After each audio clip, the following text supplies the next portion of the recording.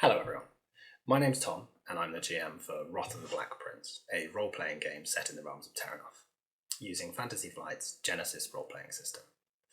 What follows from here is a recording from one of our sessions that I wanted to share, because I don't think there's enough on Genesys games out there at the moment.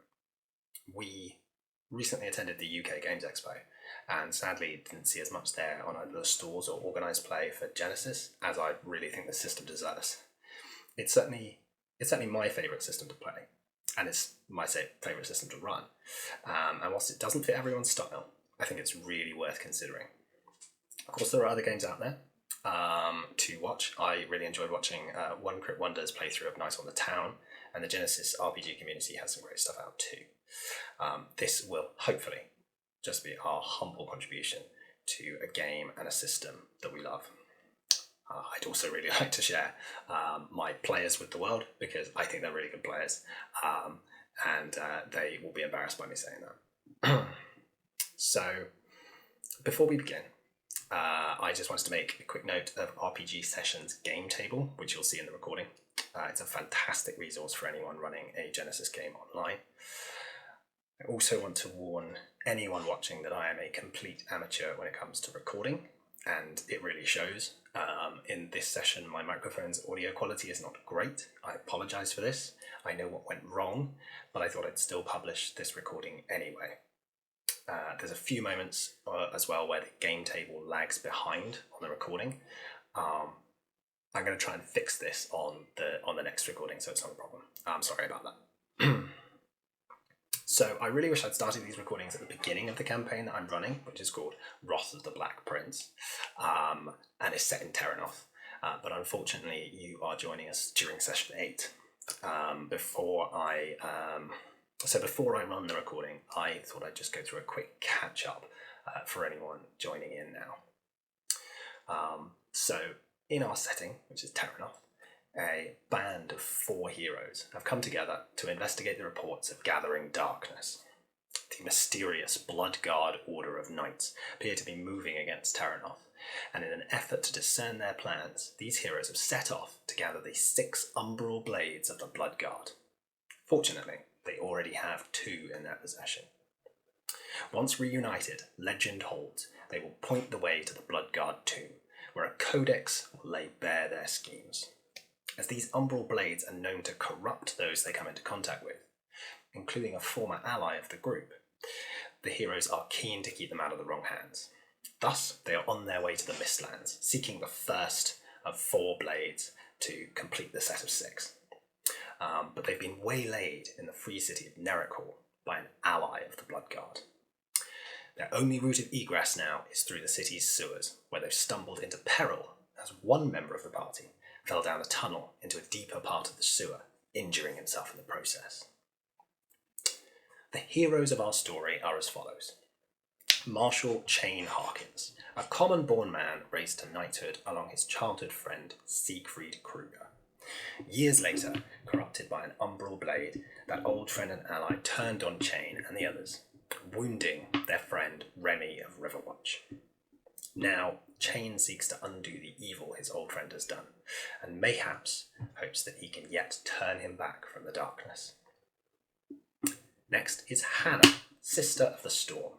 This Verdelan elf is one of the fabled Storm sorceresses, wise and powerful.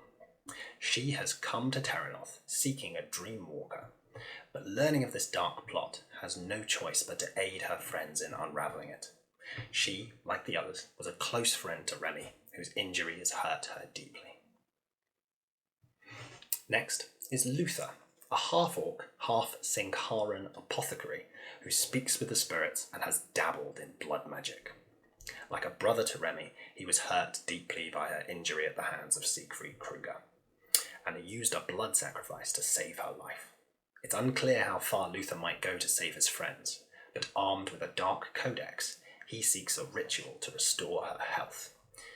The others may yet object to this plan to use more dark magic. Then, the last of our group is a gnome from Lorimer. Known in some circles as the Scarlet Bard, he seeks stories and adventures, writing them down in verse. Last session, he was the unfortunate soul that fell into the lower sewer and was badly injured. His player couldn't make it for this session, so the others will have to find a way to save him. Also worth noting, because last in this group at the moment, is Sybil.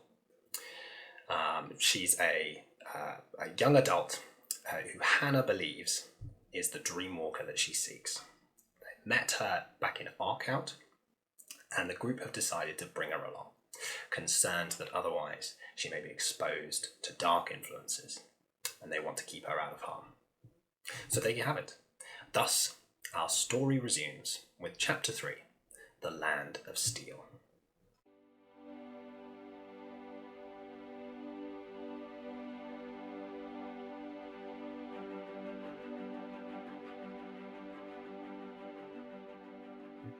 All right, so I will quickly summarise from last session and the story so far to get you guys going. I missed it. So. And also you missed it. If you guys can think of anything that I've missed as we go along, then do flag it. This is session 8 of Wrath of the Black Prince. On their quest to reach the Mistlands and the first of the Black Blades, the heroes entered the free city of Nerrickall. Unbeknownst to them, Agron of Nerrickall, one of the city magistrates, a member of the Dark Council they once saw in communion with the traitorous Marshal Siegfried Kruger, had set a trap to delay their progress.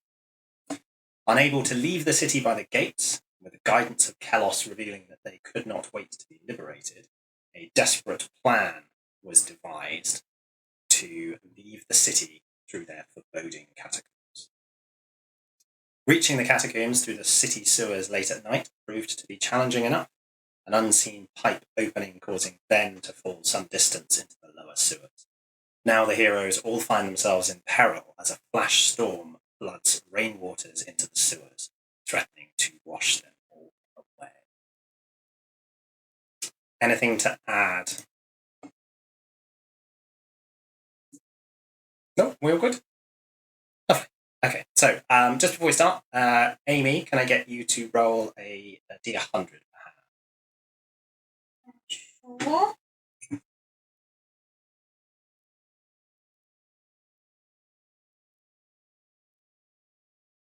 Okay. So you guys aren't quite sure exactly what time it is, but it's probably very late on the 13th or early on the 14th. It's definitely night time when you're in the sewers. So where we left it last time was a little bit of a cliffhanger. I'm going to use the Genesys rules for a cliffhanger here because why not? So I've explained this to the other two and they've had a little bit of thought, but for your benefit, Noons, a cliffhanger can be resolved in one of two ways. So the way it starts is the players get all of the story points. So usually you get a story point each, and then the GM gets one. You've got all 4 to use at the moment, and you can resolve this cliffhanger in one of 2 ways. You can resolve it as normal, using the story points to try and escape the situation, or you can spend all of the points right away to narratively describe escaping the situation.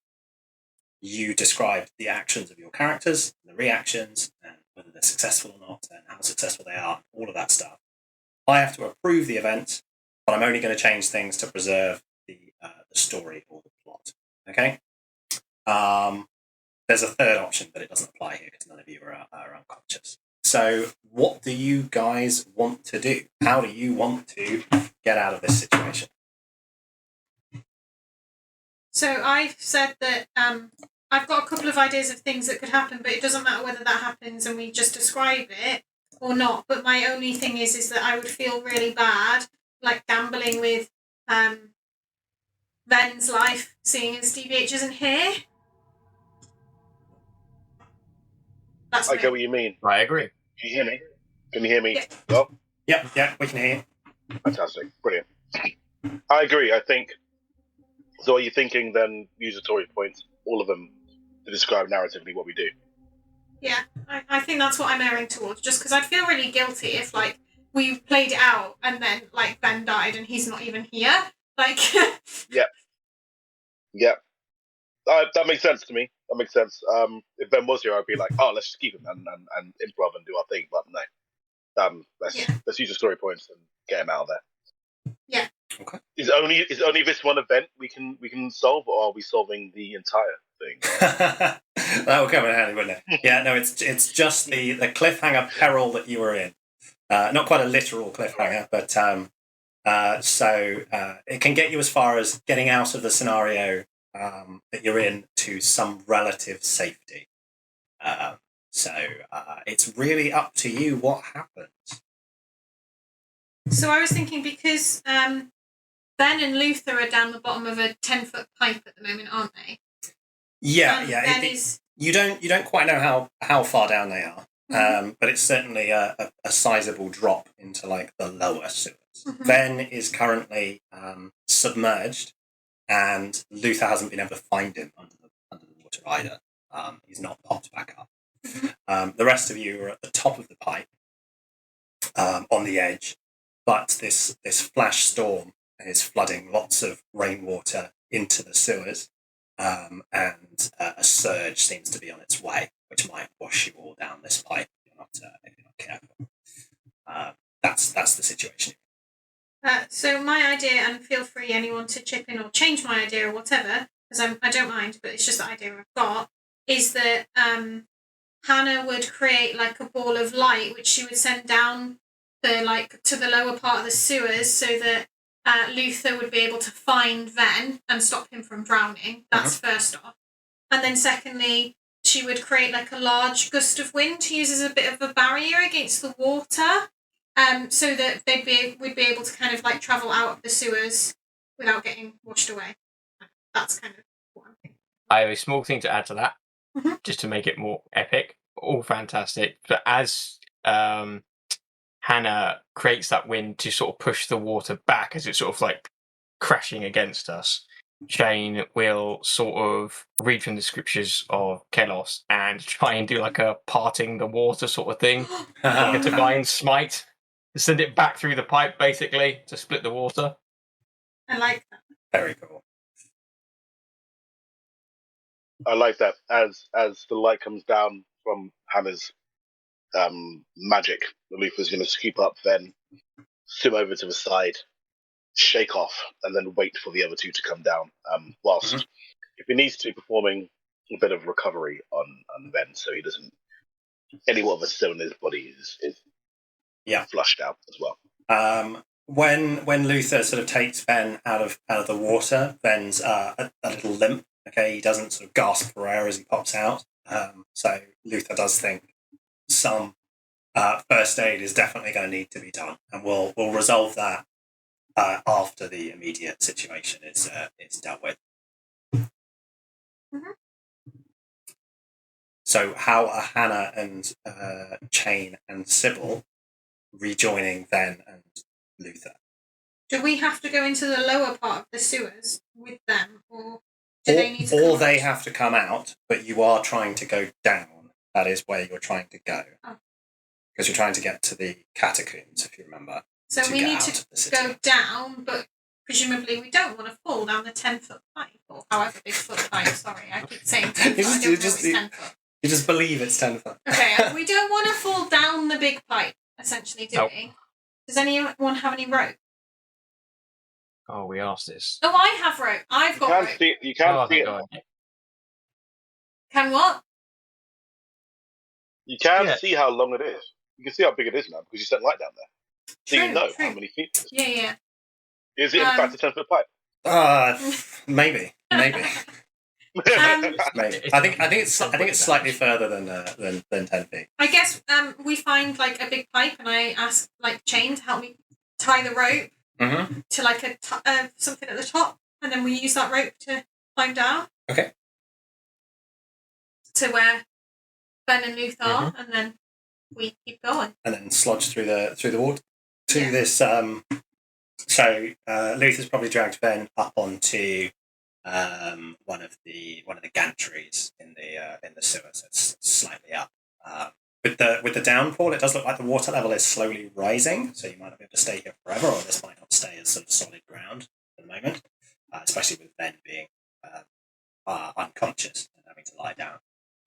But the 1, 2, 3, 4, 5 of you are reunited in the lower sewers. You can hear this pouring water, this sound of rain that's going on outside. What? I think. Sorry. Sure. You guys hear that? Yeah. Yeah, there we go. There's a storm sound. I see.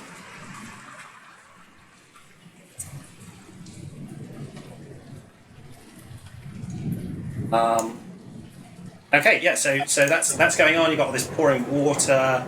The water level is slowly rising. You're not going to have forever while you're here, but you're reunited. You're all wet. You're all quite cold. It's the middle of the night. It's winter. You're in the dark part of the sewers. Hannah, your light is starting to flicker a little bit. Sybil did have a light earlier, but that's gone. Descent, and obviously your rope is now lost. Yes. I Because take you it tied off it my on. sheet.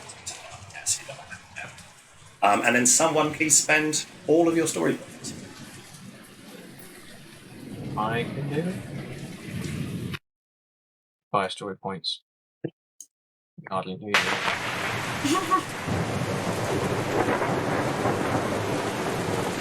So get out of here now!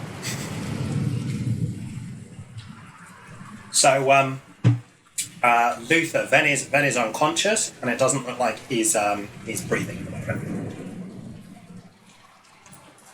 I am going to perform some CPR kind of restorative stuff Sure. to him. Yeah, go. Once my Genesys thing works. Is it Go a medicine ahead. check? Yeah, it'll be a medicine check. I'm going to try a slightly different approach for dice rolls, where I'm going to pass you the difficulty dice. It should make life a bit easier. So, because I realised you could do that, and then I thought, why have I not been doing that this whole time? Yeah, she just passes the dice. Because it's how I do it in person. I tell you how difficult it is, and I give you the dice. That's pretty cool. I like that you do that. Yeah, so Luther, it's going to be an easy medicine check, just to try and get the water out of his lungs. Hopefully, get Ben breathing again. He's looking quite pale. Oh, bless him. Yeah. Did you pass me? Yeah, I passed you the dice. Where is it? I cannot see. Everyone else seeing it? Should be Yeah, able to. I can see it in his tray, yeah. Yeah. Is yours just being a bit slow there, Luther? It might be, yeah, because it wasn't coming up a bit. Let me refresh it. Yeah. You know what? I'm just going to roll it myself, and then we'll go. Okay. Cool. Easy, you said, yeah? Yeah, one purple. One purple. Roll the dice.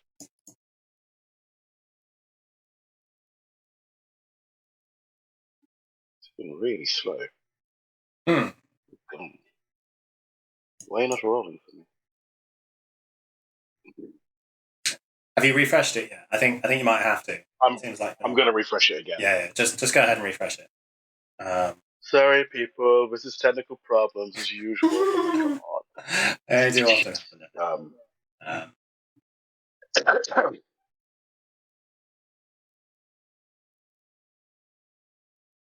He doesn't look so good. Is he going to be all right? Says Sybil, who looks a bit bedraggled. It's okay. It will be okay. Don't worry. Luther knows what he's doing. Is there anything I can do to help? Stand out of my light and guide me. Well, 3 successes, 1 advantage. There we go. So Luther, big half orc, half cat that he is, compresses on Ven's Ven, the small gnome's chest, sort of spurts some water out of his mouth, starts to cough a little bit, and then you see that he's breathing again. His chest is rising and falling, but he hasn't regained any colour. He still looks pretty pale, and he's still quite unconscious, shivering a little bit. Luther wraps him up in some warm sheets that he has in his back, pack and then just almost fashions a kind of sling, a really big sling that he can carry Ven in on his back from his like bed sheets, because he's gonna have bigger bed sheets than the gnome. So and then Ven is being transported on Luca's back for the rest of this episode. Yeah, that sounds reasonable. I won't figure out what the encumbrance is at the moment, but know that you'll find it harder to do athletic things as a result of carrying around and this stuff.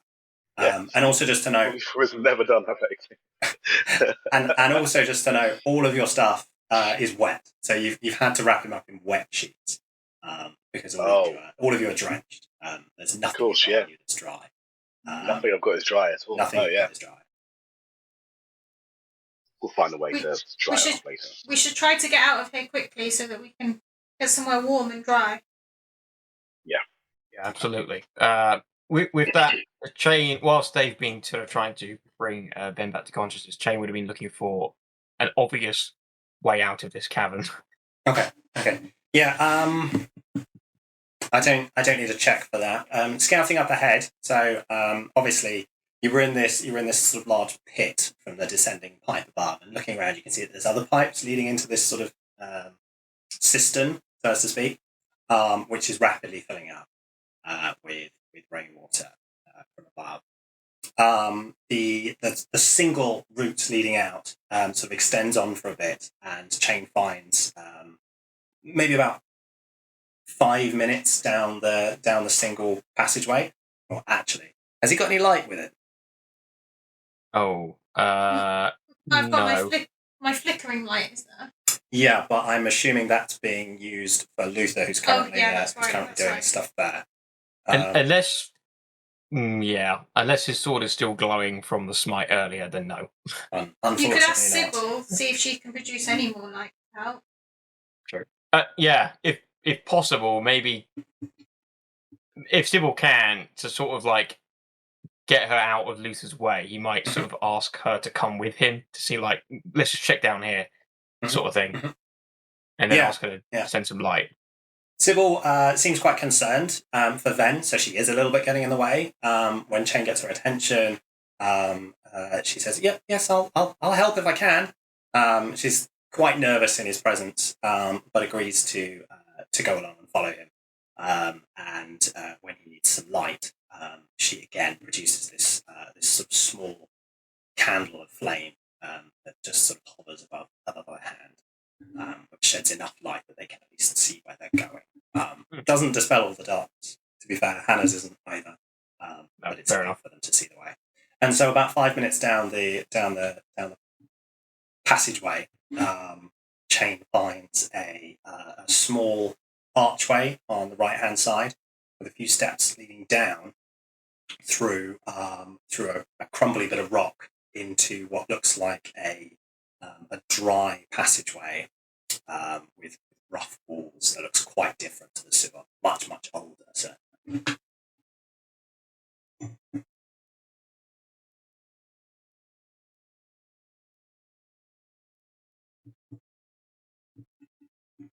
Do you think we can get out this way?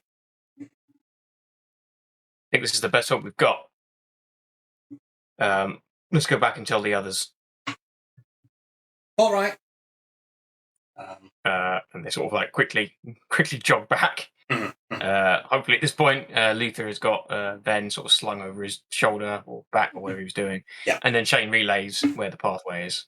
Yeah. When you get back, you find that Luther's finished the work that he was trying to do. Ven's now sort of shawl tied to his back in the sheet. Being so small and light, it's not difficult to do.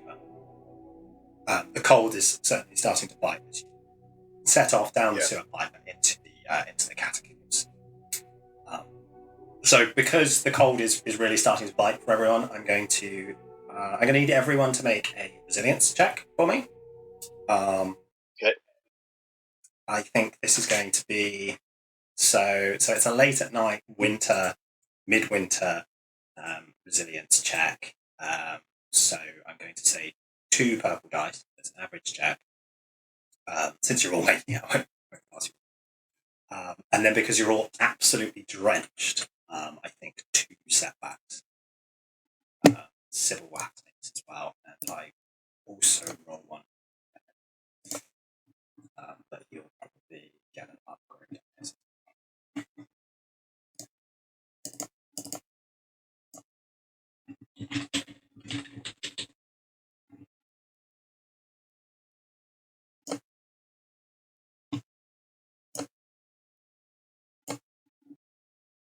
It turns out that Ben and Sybil are real bad at resilience.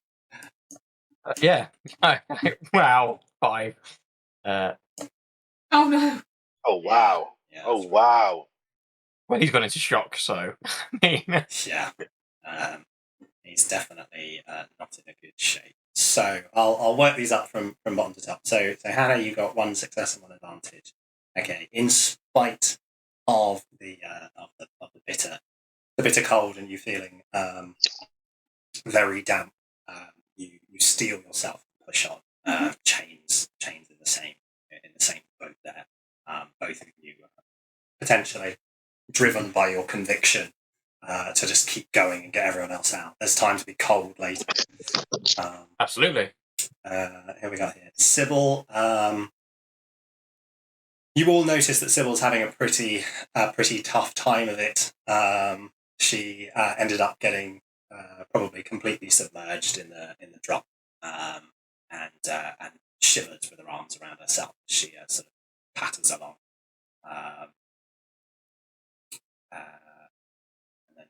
And then also having a tough time of it.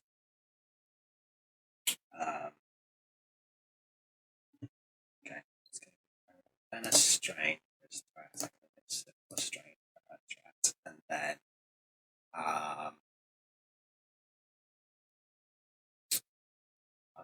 I'm trying to decide. I don't think wounds are really appropriate. We're not that cold that they've got frostbite. No, and I think it would make you sick, wouldn't it? But then that means I'm lumping like 6 wounds on Sybil, which just feels a bit like a bad idea. So She got. how How many wounds was it? Oh, she got 11. Because they're out at the moment. Let's go with no, it's just real bad. So like as you get really cold, sickness is going to start setting in pretty quickly. Sybil's starting to look quite unwell. Then it's hard to keep track of him, but he's certainly not looking great, and Luther too. So Ben's going to take 3 wounds. Luther is going to take 1 wound, and Sybil is going to take 6 wounds.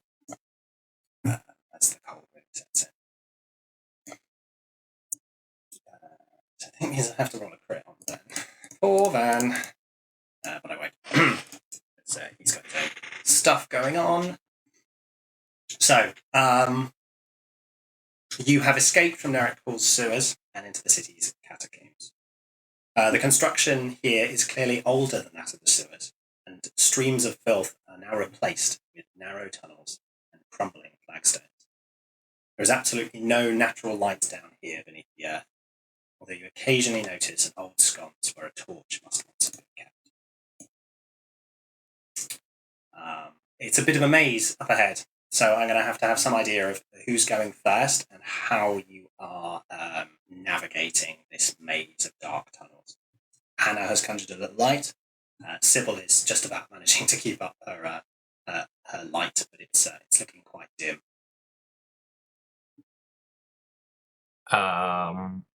Well, Shane isn't fantastic with directions. I can't remember. Is Hannah better at directions?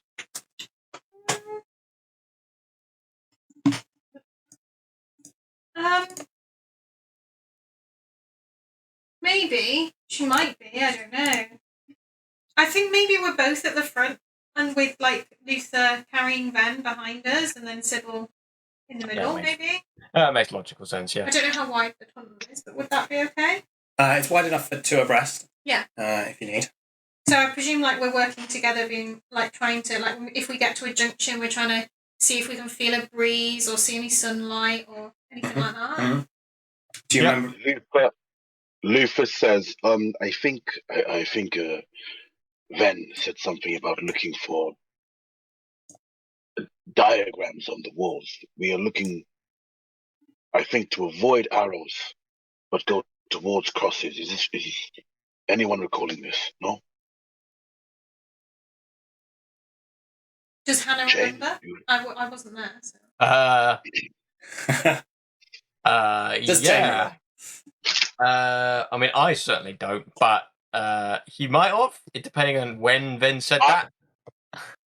I remember, I can't find my notes. I can't remember which is it, whether it's crosses or arrows, but I remember those two were the only two things, and one of them we were supposed to avoid. Yeah, it's I fine. can't find my notes. It's fine. It was last session. I believe that that you would be able to remember this. So whoever's navigating can accurately follow this one. So who's doing that? Both. Yeah, Chain. Chain and Hannah, yeah. You're doing it together, are you? Yeah. Okay. Seems sensible. Well, whoever wants to make the check, who's going to actually make the check and who's going to help? What check is it, just by chance? Survival. I'm good at that. Oh. I knew someone would be. I mean, you've changed at the front. I don't mind making the check. What I can help. has? Cool. Okay, so.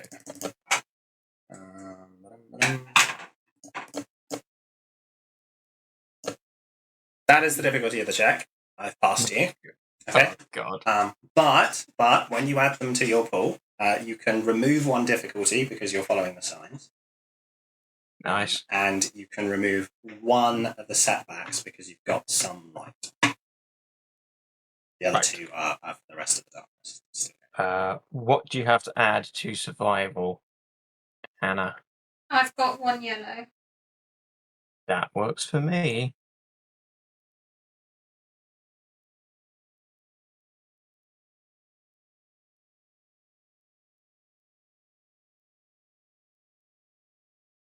And as they navigated the catacombs, they found 0 successes and 2 threats. Oh dear. Right, okay.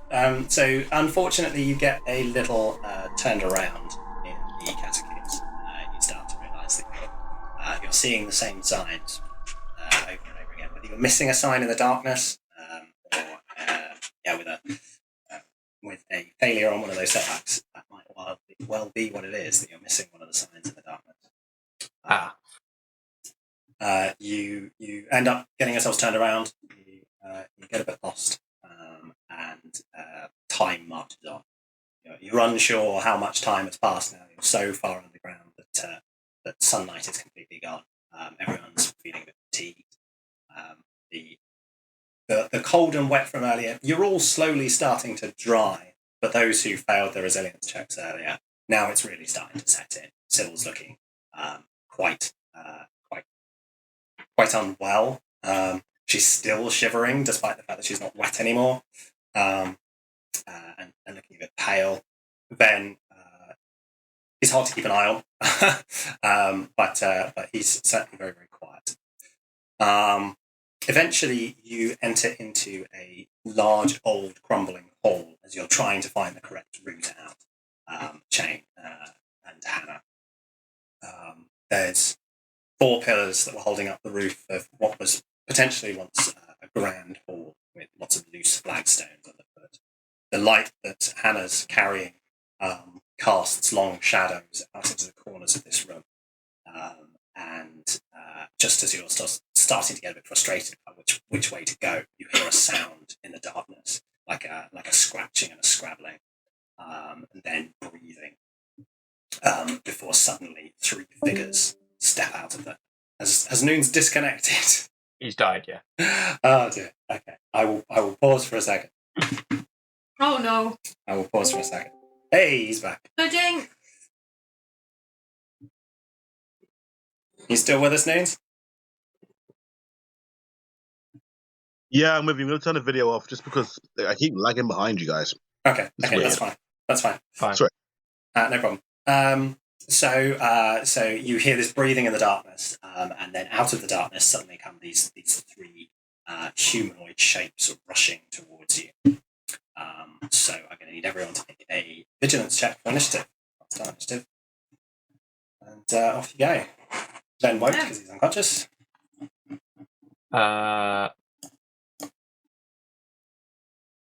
What is vigilance based on? It is based on willpower, I'm afraid. Okay. Does that work? Okay, right.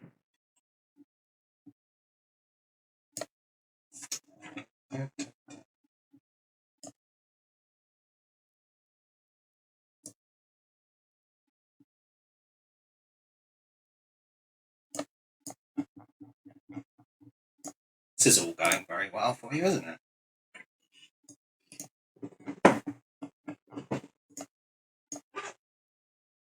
I feel like all I'm picturing in my mind is Moria. Moria. Yeah. That's reasonable.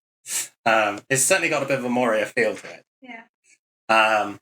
Yeah. As these figures come out of the shadows, they're mumbling and muttering to themselves, and in the sort of small amounts of light that you guys are producing, their features are cast into shadow, making them look even more unnatural than they already are. And they appear to be this what was once a man and what was once an orc, but their features are twisted and contorted. They've got sort of spines coming out of their forearms in strange ways. One of them has a completely deformed arm, and they're sort of muttering and mumbling, and even occasionally cackling and laughing a little bit with sort of insane red eyes. It's all very unsettling for all of you. God. Fortunately, it was Sybil who rolled that first NPC slot. So Sybil goes first. And what's she going to do? I've got to figure out if she can keep her wits together enough to do anything useful.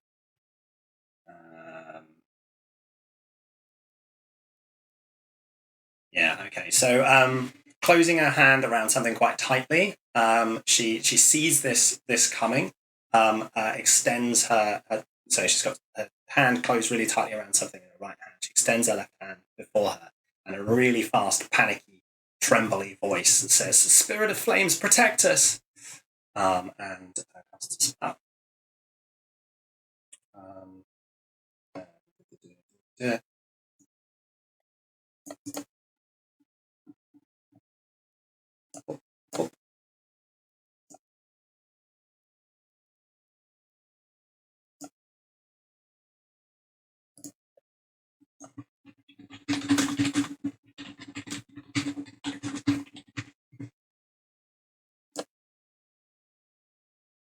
Okay.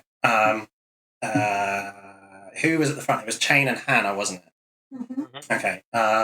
Chain, you notice as this sort of aura of a sort of yellow orange takes form around you, flickering a little like firelight or embers of firelight. Mostly intangible, but you can sort of feel it take shape around you. You will get to reduce any damage you take by 1. Nice. As long as that stays there, and she keeps her hand out towards you. Her hand sort of flickering with these little embers.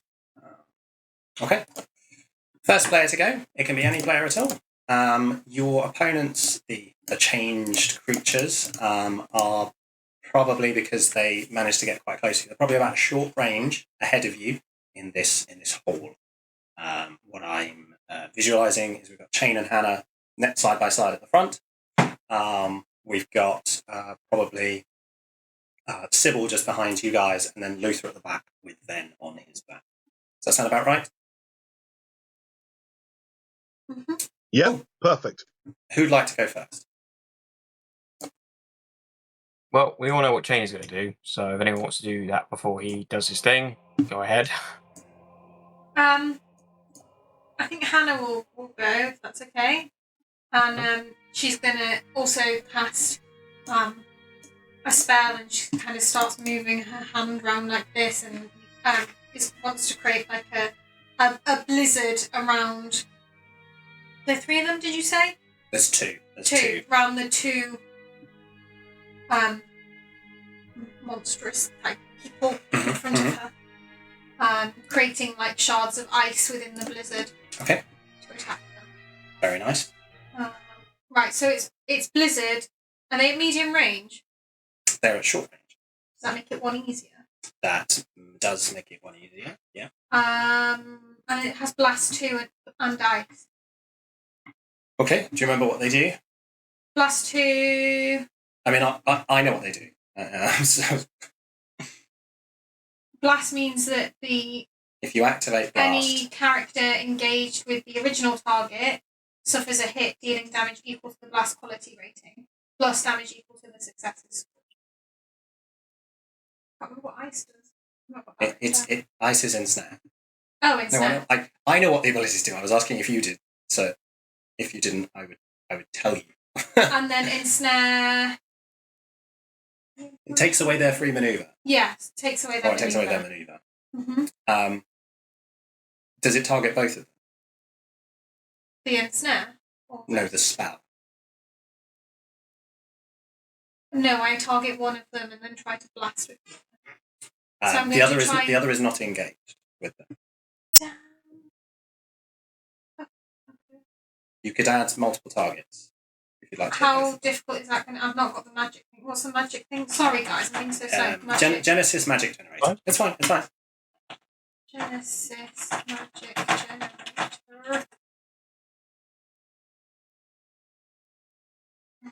Arcana. Attack. I'm adding short range, blast, ice. And then, how do I add +1 person? Multiple targets? I can't see that. Sure, it's an option with attack.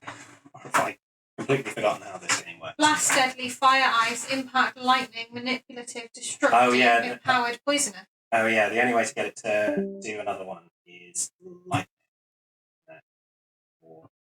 Yeah, because that's auto fire. Yeah. Okay, you'd have to add lightning to get it to attack the other one.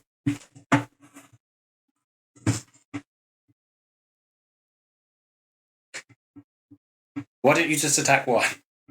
I'm going to attack one of them, creating a blizzard around them. Very good. That was a long decision. Sorry, everyone.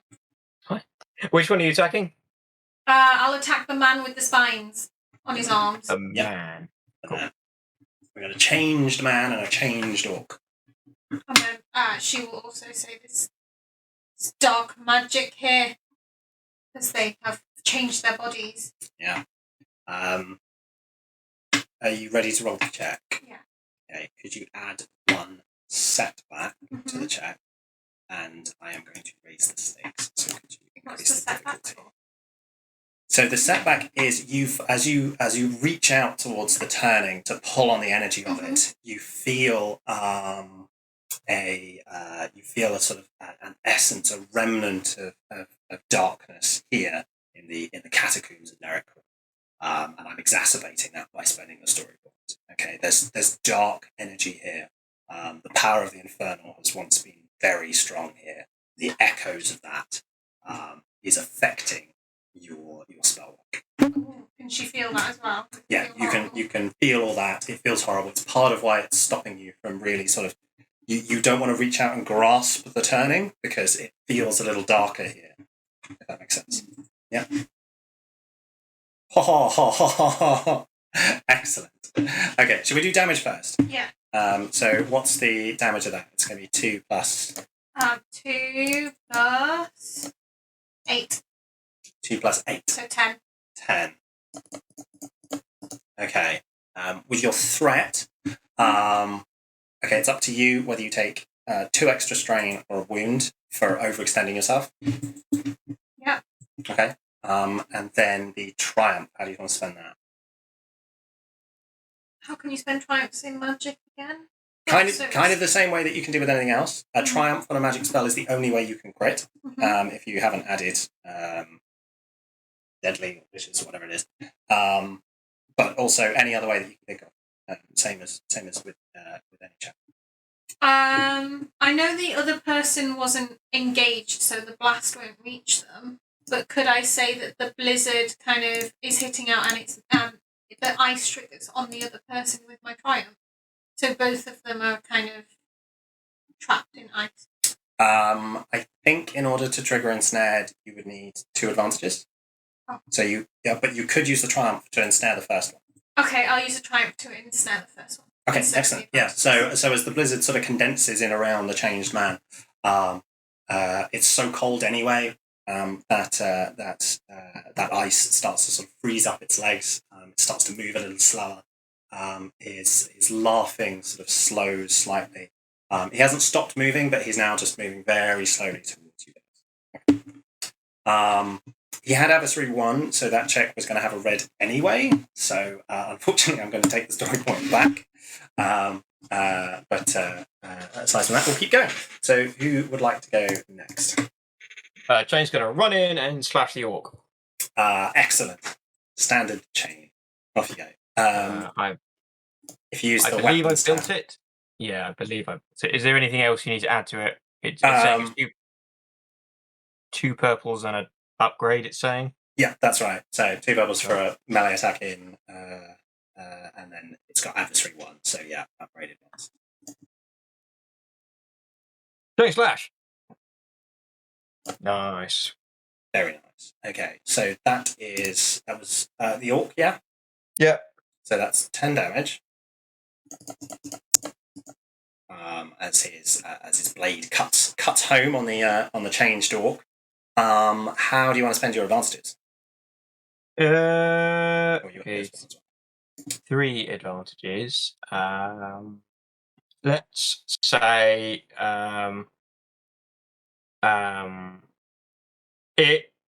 it's sort of like it was quite a staggering blow basically because it was quite a heavy swing, so it kind of like staggers the thing forward and leaves it very open to anyone's next attack on the orc. Basically. Okay. Yeah. So let's say whoever next attacks the orc will get 2 boost dice. How's that? Yes. Cool. I like that. Very nice. Someone try and remember that. I will also try and remember. I'll try and remember. But I'm worse at it. Okay, great. So now it's them to go.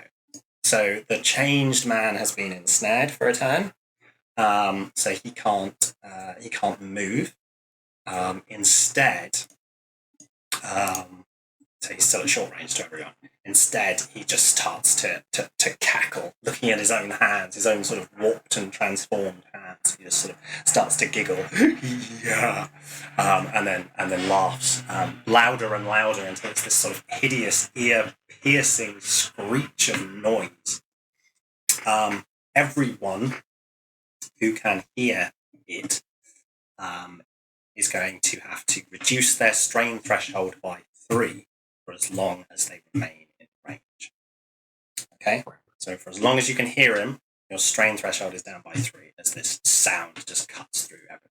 Don't think that knocks anyone down, but warning for Luther, that puts his strain threshold on 8, and he's currently got 7 strain. So he's getting pretty close. Okie dokie. The changed orc, is engaged with Chain. So as Chain slashes out with his sword, the changed orc, with one twisted arm and one large, long arm with vicious claws on it, is going to scratch out with the claws, trying to grab Chain and bring him in to sort of bite on him. As he giggles, but a little bit more quietly than the man that's just standing there cackling insanely. So target Chain engaged. Right. You've got a defensive 1, and the orc will spend a maneuver to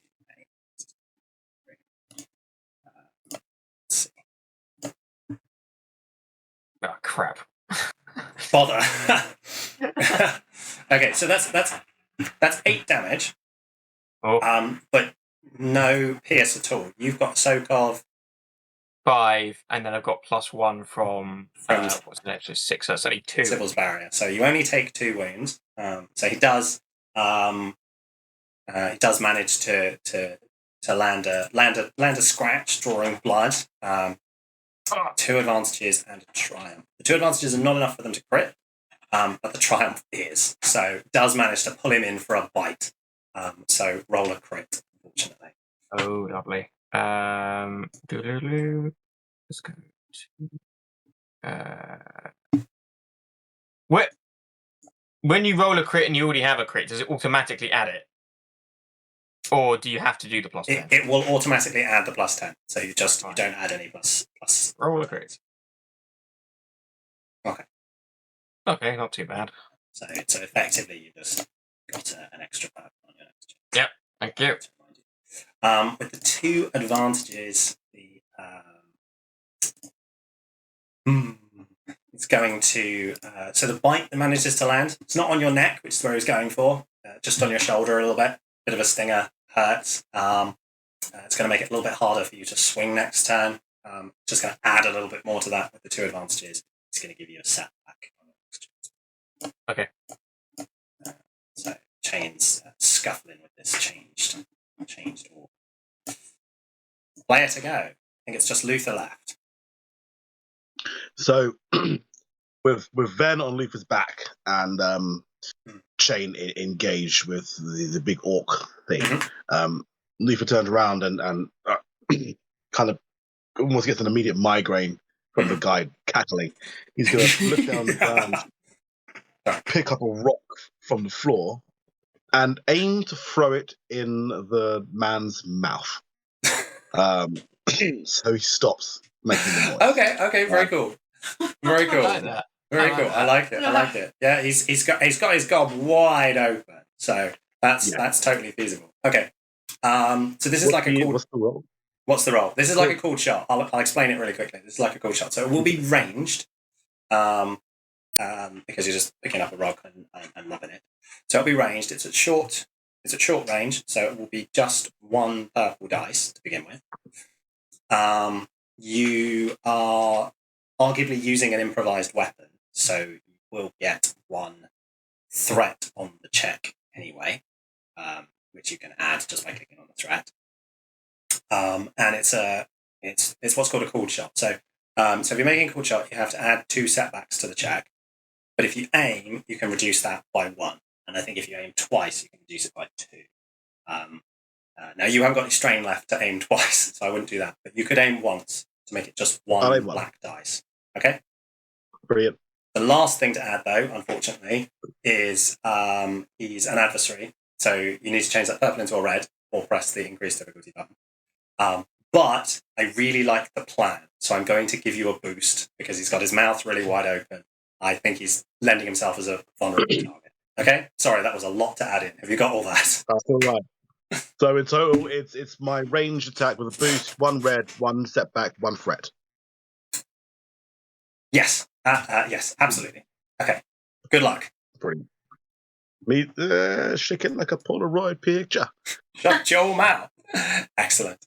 I love it. So Luther lines up his shot. He lobs this rock at the changed man, who doesn't expect it at all. It clocks right into the side of his mandible, and you hear this really nasty crunch as his mandible sort of starts hanging off his face, a little bit like he was a skeleton. It's hanging on here, and it's been totally snapped off on this side. The hideous laughter. The hideous laughter kind of doesn't stop. It just becomes this weird gurgling, but it's no longer affecting you guys in the same way. Yes. So that's absolutely stopped. That's really good. 1 threat. Let's have a quick think. I think unfortunately it's just going to have to be 1 strain. And it's going to have to be 1 strain. Which takes me to 8 out of 8. 8 out of 8. But he stopped laughing. So you're now 8 out of 11 again. Yay! Nice. You did it. You stopped the thing. Okay.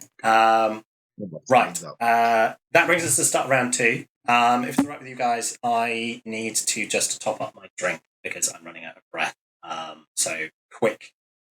And we've been going for an hour, so sort of a quick 3-minute pause to top up the drink. Yeah. No problem. Okay. Okay. Cool. Back in a sec.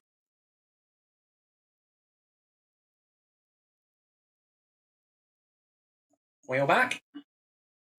Yeah. Lovely.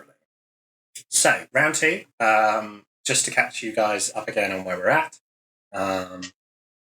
There's this twisted, changed man who's just had his jaw broken, so he's having a laugh.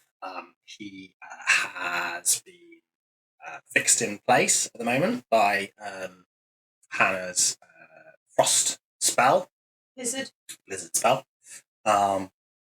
And he's at short range from everyone. Chain rushed up to engage with the changed orc, twisted arm, managed to land a hit. The changed orcs managed to land a scratch back, so they're scuffling together. And the rest of you, so Hannah, Luther, Ben, and Sybil are all sort of together-ish. You're not engaged with each other, you're all sort of together-ish. Sybil to go first in the round, because for some reason she rolled well. She is going to spend her maneuver maintaining concentration on the what's it called? Ward of the Phoenix that she's got on Chain, and she's going to, taking Luther's initiative, she's going to bend down, grab a rock, and throw it at the orc that Chain is fighting with, trying to assist him. Okay. Usually you can only do that if you're engaged with them. So she's going to have to make a check.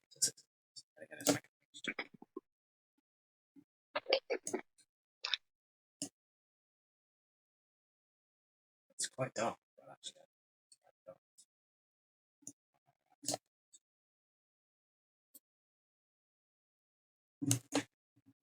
Distracting rock.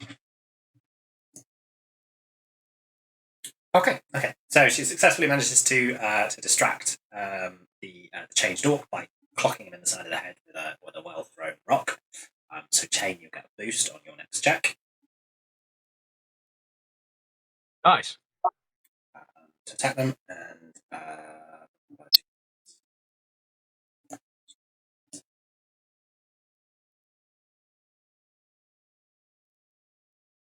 but they get to make a free maneuver in response to a check because of those threats. So it inspires them to action. So they spend their maneuver taking aim at Chain. Okay. Can we? It's because it'll be a PC next, won't it? It will be a PC next. All right. It is a PC right now. Let's settle this mano a mano then, if you don't mind. Go So I've built the dice pool. There's a hell of a lot of dice, but I'll check it later. One thing I am going to do. Yeah. I'm going to ready for adventure. Nice. And then I'll spend it. So that'll upgrade that. Okay. So correct me if I'm wrong. So I've upgraded it, so it's 3 yellows and it's my attack. I've added the dice from it, but it has an extra purple because I've got Stinger, I think. Yeah.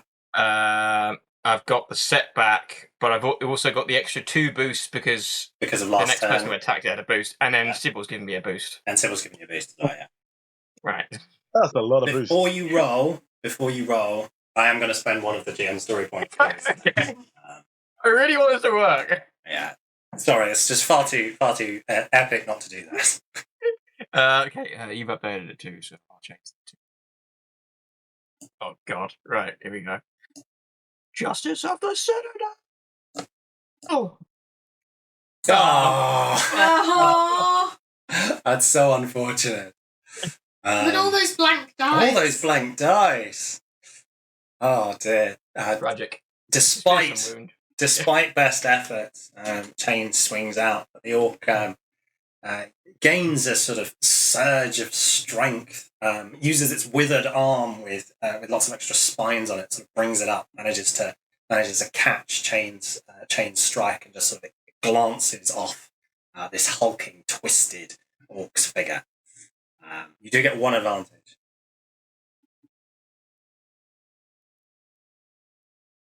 I guess seeing him just sort of lurch forward, and I'm guessing like the fearsome wound, I think, is maybe like his shoulder or something from a previous battle. It's sort of like it almost like it dislocates mid-strike. So he sort of staggers forward, and then like Hannah sees it and goes, "Oh, he's in trouble," sort of thing, giving her a boost. Thinking, Hey! oh god, he needs help. Hey. Oh, Hannah, that makes it to you.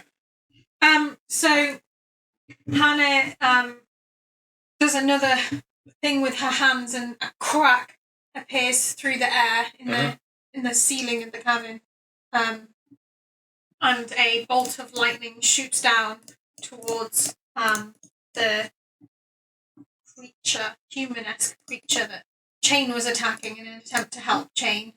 But as it does so, one forks out towards another one, because I'm actually going to trigger auto fire to try to aim at both of them. Okay, very good. So,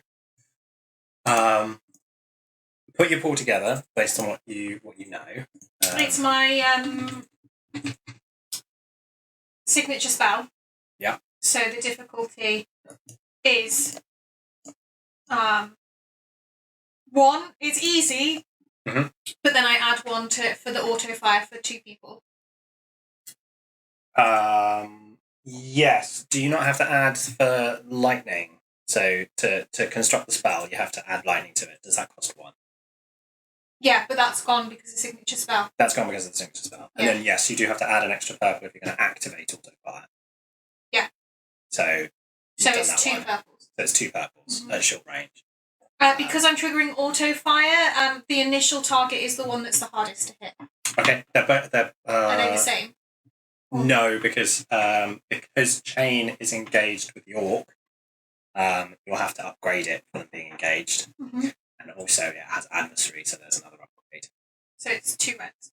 So it's 2 reds. There is a setback for the infernal energy here. I'm not going to spend a story point to make this even harder. That seems mean. And I think that's it. You get your boost. Don't forget that. Hannah shouts, "Corruption fills this room," as she casts her spell, recognising how horrible the atmosphere in the room is making her feel. Mm-hmm. Good luck. Ha ha ha ha ha ha. Nice. Nice. I do get 1 advantage from my magic staff. I've got to add that in. Okay. But I haven't got another advantage, so I don't think I can trigger the auto fire. You need 2 advantages to trigger auto fire, but you could, of course, use the triumph. Can I use the triumph to trigger the auto fire then? You can. So it does 10 damage to both of them. 10 damage to each of them. So the air fills with sort of static electricity. Everyone in the room feels their hair stand on end slightly as there's this sort of stillness, and then this incredible crack of lightning fills the room with light and this sort of lingering energy. This bolt of white blue lightning comes down from the ceiling, forks into 2, and slams into both of the changed figures, burning their twisted flesh. 10 damage, you said, yeah? Yeah.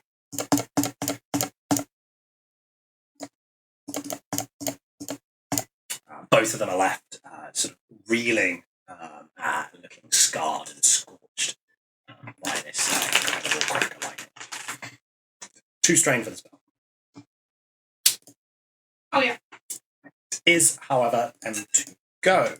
I'll have the changed orc go first, because they're just going to attack Chain, same as before. So Chain engaged, fangs and claws, build a pool. They had a boost. They're going to take aim. Got a setback for your defensive. Anything to add, Chain? I'm not going to spend the story point. I think so. I need to stop taking aim. Does Sybil's barrier help, or does that help reduce? It will reduce any damage. It reduces damage. Yeah. Which is helping. Yeah. Okay, ready? Uh-huh. Youch.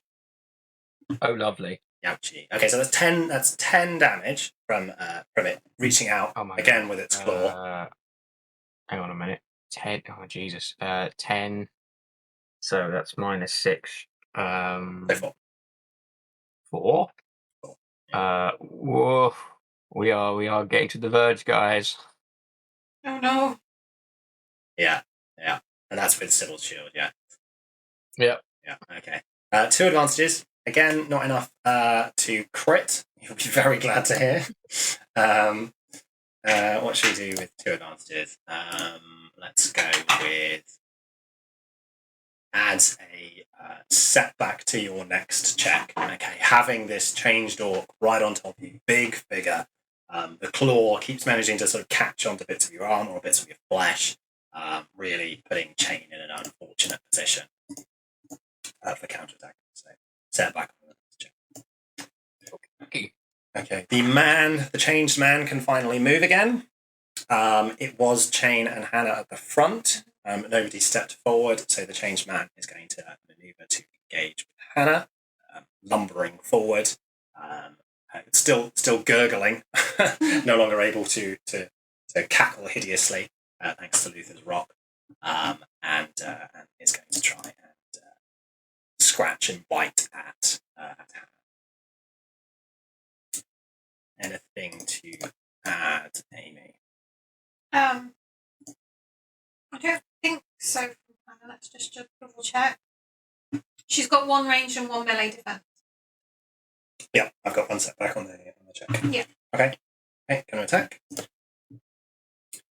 7 damage. 7. Yeah. Obviously reduced by 6. Yeah.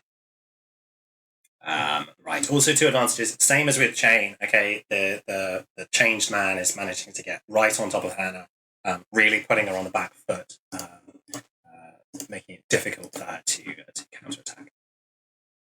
Okay. Luther, can we save the day?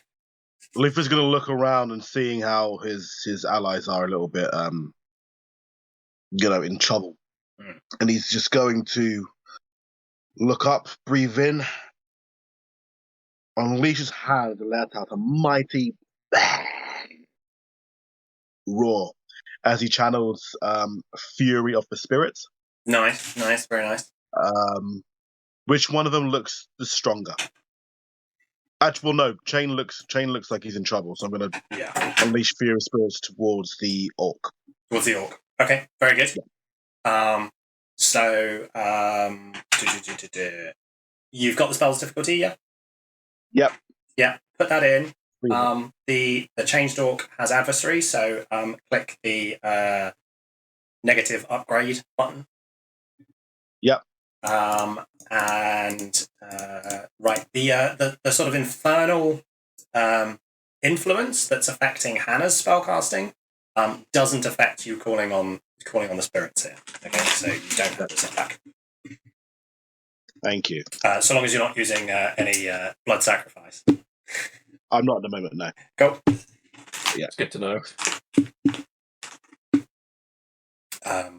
Roll away. That pistachio tasted gross. Oh no.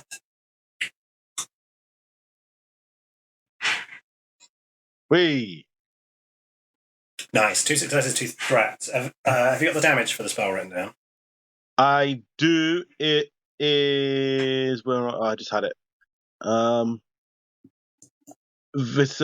If successful, this attack deals 5 damage plus 1 damage per uncancelled triumph. Is that? Success. You're fine. That's fine. So 7 damage. Mm-hmm. Very nice. I realised that because they were engaged with Chain, that should have been upgraded again. But we'll just gloss past that. It's fine. I forgot. What else did you have? This attack has Sunder, which means by activating 2 Star Trek arrow things, Yeah. Advantages. Even if I don't have an advantage, so there we go then. Yeah. No advantages, unfortunately.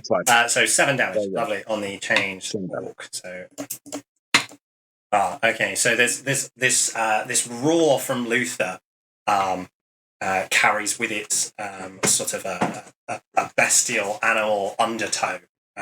Luther's roar itself is aggressive enough, but it's as if something much larger and something much louder added its voice to his. And you can see as these sort of sound waves shudder through the twisted form of the orc, as if trying to break apart the twisted magic that somehow put this orc together. Yeah. Cool. So Luther, you have to suffer 2 strain for casting the spell. That's cool. And then you've got 2 threats.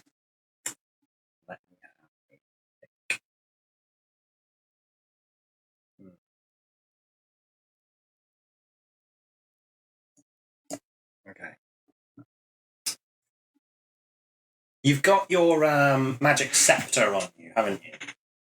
Yeah, I do. Yeah. Yeah, and you used it there because you added that boost dice. So again. You added a boost, so you used the scepter, yeah. Yes. Yeah. Okay. So far from the surface, in this underground place surrounded by catacombs of man-made origin. Okay, this is a long way removed from where spirits are usually found. So, with you calling out to bring the essence of a wild spirit to aid you here, you may not notice this straight away, but your scepter, like a sort of hairline crack, splinters up the side of it. Okay. Ooh. As it had to overextend in order to try and draw that spirit here. And the spirit answered your call, but was a little angry about it.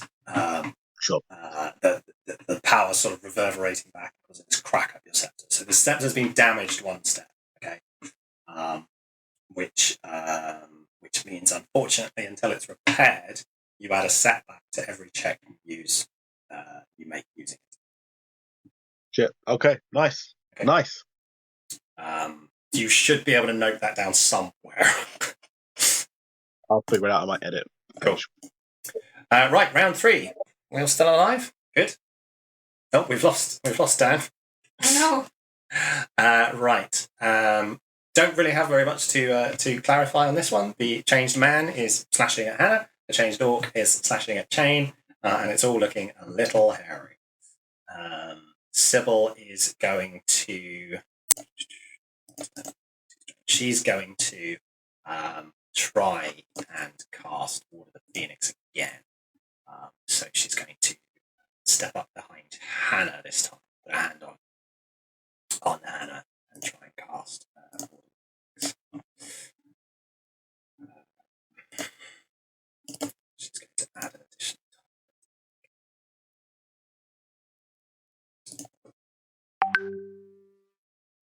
Just hit it, but yeah, what's that? He said, internet died. Internet died. Be right back. Okay. I'll keep going to get through Sybil's turn. Have we got Noons here still? Yeah, I'm still here. It's just You're still starting to lag again. I don't know what's going on. No worries, no worries. It's near Epsom, or near where we live. Yeah, something's happened back there, hasn't it? Hey. Hello. God, that was weird.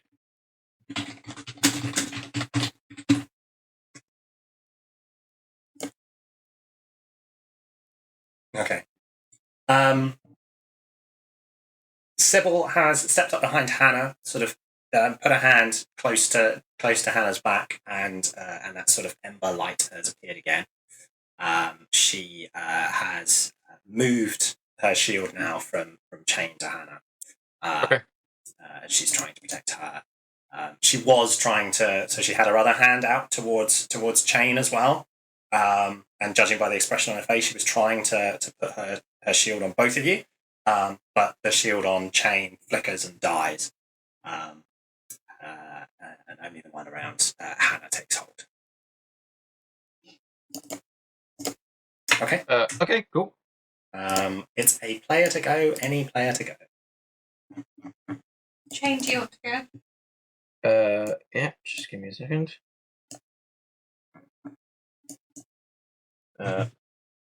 Nicole has just told me she's tested positive, so Oh dear. Oh no! we'll resolve that later this evening, I'm sure. Hope she's all right. Yeah, That's what happens when you go to bottomless brunches, bro. Apparently, there's lots of booze involved. I didn't know that. She was coughing a lot. Okay, hang on. Right, yeah, okay. Well, let's do this for a Death or Glory thing with Shane here. I want to take out this goddamn orc. And I'm going to do it. By God. Put the dice in. I am tempted to spend that story point, but I feel like I've already done that once and it didn't work. So, let's just go for it.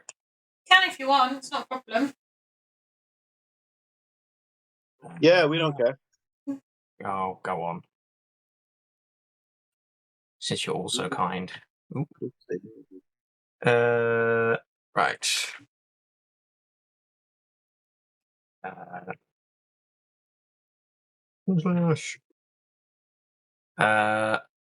Let's. Ha ha ha ha ha ha. God, my internet's down. I can't even see whether that worked or not. I guess it didn't. 3 successes, 1 triumph. Oh, it worked. Oh, it worked. 11 damage. 11 damage. Woo! Okay. How do you want to spend the triumph? By winning. What I will say, because of the way like applying damage works, technically you don't find out if it's dead or not until after you've spent the triumph. I'll say that. But what I will tell you is it's going to die. I can't think of a narrative way of killing this thing that would affect the other because they're not even standing next to each other at this point, so I can't really blag that. Could be wonderfully inspirational. Yeah, I will just say that by sort of like it's kind of like a David and Goliath sort of thing because this thing was towering over him and it was beating him 6 ways to Sunday. He sort of gets up and there's one mighty swing, just sort of like it lashes forward. He steps back and then on the like pivot just spins around and like slashes its head off, and the head just flies past the others. Yeah, and like, hey, finally did it, sort of thing. Raising morale that the tide of the battle is turning. The headless remnants of the changed orc sort of stagger around in a little circle, twitching and jerking before it collapses onto the ground, writhing for its last few moments of unholy existence before it goes still after a final couple of twitches. Chain standing breathless, battered and bruised. leaning on his sword, really. A player to go, any player. So Hannah or Luther. Hannah? Hannah is a bit concerned by the corruption that she can feel in this room now. So she feels reluctant to use her magic any further, even if unless it gets quite dire. So she is going to pull out her dagger with her maneuver and try to stab it through the chest. Okay, yeah. Target it for an attack. I've got nothing to add. Except your setback. Yeah. Is dagger melee light, yeah? Yes, it is. One-handed weapon. Oh, I could do the normal attack thing now. Yeah. I'm just attacking it. Yeah. Which am I attacking? The changed man. Changed man. Changed man. Engaged. Dagger. Feels cool. Okay. Anything else I need to know? Nope.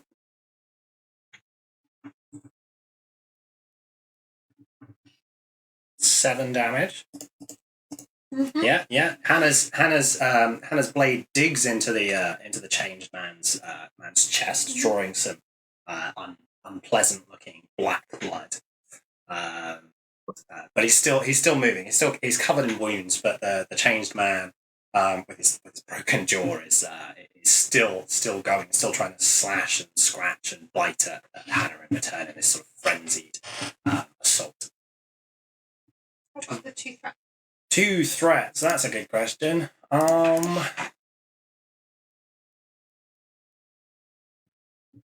I'm going to be a bit mean and give him a boost on his next check. Hannah, sort of stepping forward to make the stab, puts herself right in his reach. And very unfortunately, it's now the changed man's turn. So the changed man targets Hannah engaged, fangs and claws. Can spend a maneuver to aim as well. So he's trying to grab with both hands to sort of scratch at Hannah. Oh dear! Oh no! I have rolled a lot of triumphs today, and I feel really bad for you guys. That's 9 damage, Hannah. Oh dear. It is reduced by save. The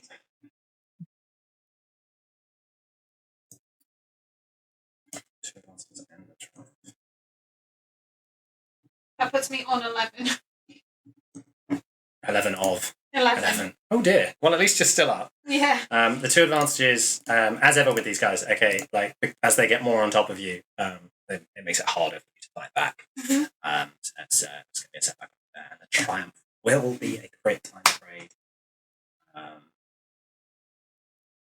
Roll crit. Roll crit. I am slowed down. Only actor in the last initiative. Yeah, well, that makes sense. You've got an angry changed man. Mm-hmm. Luther, just you. Okay, Chain's dealt with his problem. Hannah's got really injured and has this changed man with his vicious claws trying to sort of tear her throat out.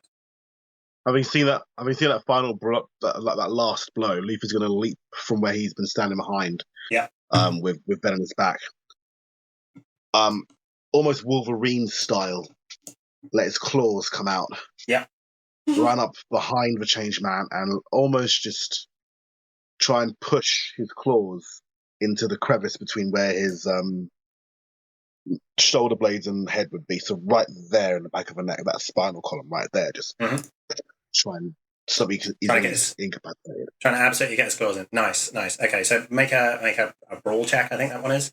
Yeah. With nothing specific added, as long as you put it through the thing, because that should upgrade it. Hannah, you were covered by Sybil's shield. Yes, I was. Yeah, reduce the amount of damage you took by 2. Oh, yay! Forgot about that. Are we rolling a difficulty? What's the difficulty? Easy, hard, medium? It will be a red and a purple. You're on the target. Yeah. If you use the targeting thing, then it will put it in. If not, it's a red and a purple. Targeting. I'm using targeting.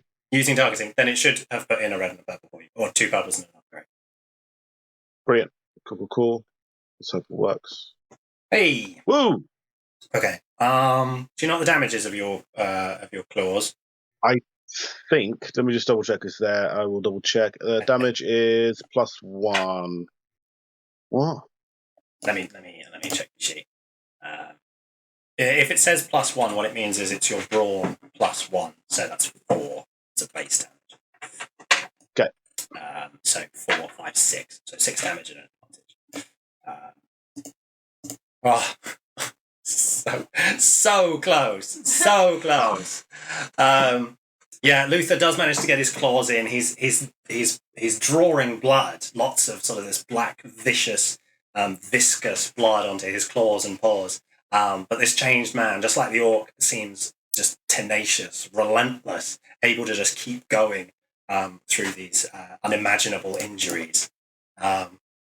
Luther finding that its skin is just tougher than anyone would imagine that a human skin should be. One advantage. What would you like to do with it? Can I give someone a boost, or can I take off strain? Which one? You can take off a strain. Yeah. Okay.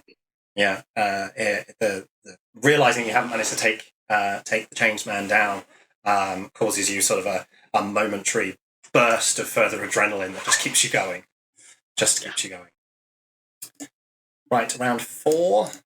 Sybil to go first.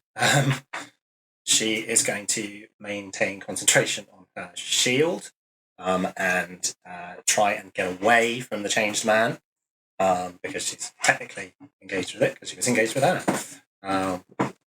So she's going to scramble backwards a little bit, looking wide-eyed and panicky. Any player to go. Any player to go. Narratively, I think it makes sense as Luther goes, because he's the one tussling with it. I want to do the same thing again if that's possible. Because Yeah. I just... And again, it's back in. Back in. Keep going, keep going, keep going. He's almost down. Bring it down, bring it down, bring it down! Freak, yeah. That'll do you, that'll do you. Luther finally manages to get his claws into a soft bit. The changed man's eyes roll back into his head, and Luther sort of rips out, tearing apart the changed man's neck from behind.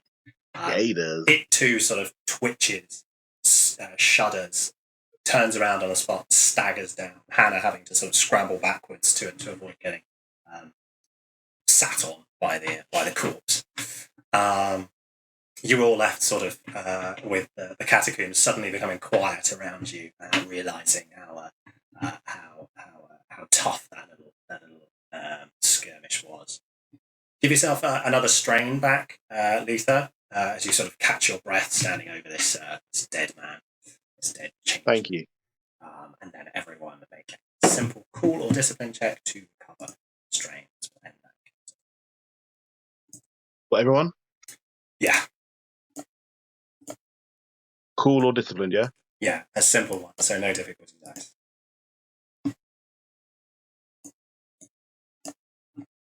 Except for me, because discipline's willpower, isn't it? Yeah, you would have to add one, wouldn't you? So bizarre. Cool. Well, that resolved itself. Yeah. That worked well, didn't it? What do I do with 2 advantages? Just 2 strain gone, or? No, unfortunately, advantages. It's only the successes that allow you to recover strain. You can still try and spend the advantages. You can make a case for what they should do. It's a little hard. They're mostly just flavour on a recovering strain check. Trying to think. Ooh. Can it afford me time to try and do? Who's looking the most injured? Shane. Yeah, so I'll tell you what I'll do with the advantages. The advantages, as you're sort of catching your breath yourself, you get a good chance to look around and see the sort of state of everyone else and how well they're looking. That gives you a chance to really sort of assess everyone. I suppose technically then. Yeah. Chain, definitely looking a bit rough. He's got lots of cuts and scratches on him, bleeding from a few of them. Looks like he's taken another nasty wound. Hannah, looking surprisingly battered as well. I think it's quite common that you've seen Hannah look battered. No. So that's a sort of sobering sight. Sybil doesn't look particularly well. It's mostly from the sort of cold earlier, so she's looking pale. But she's looking of a better quality of health than the others, as she sort of also nervously looks around to check on them. Just trying to see if I have anything I can do to help in the short time that we have immediately.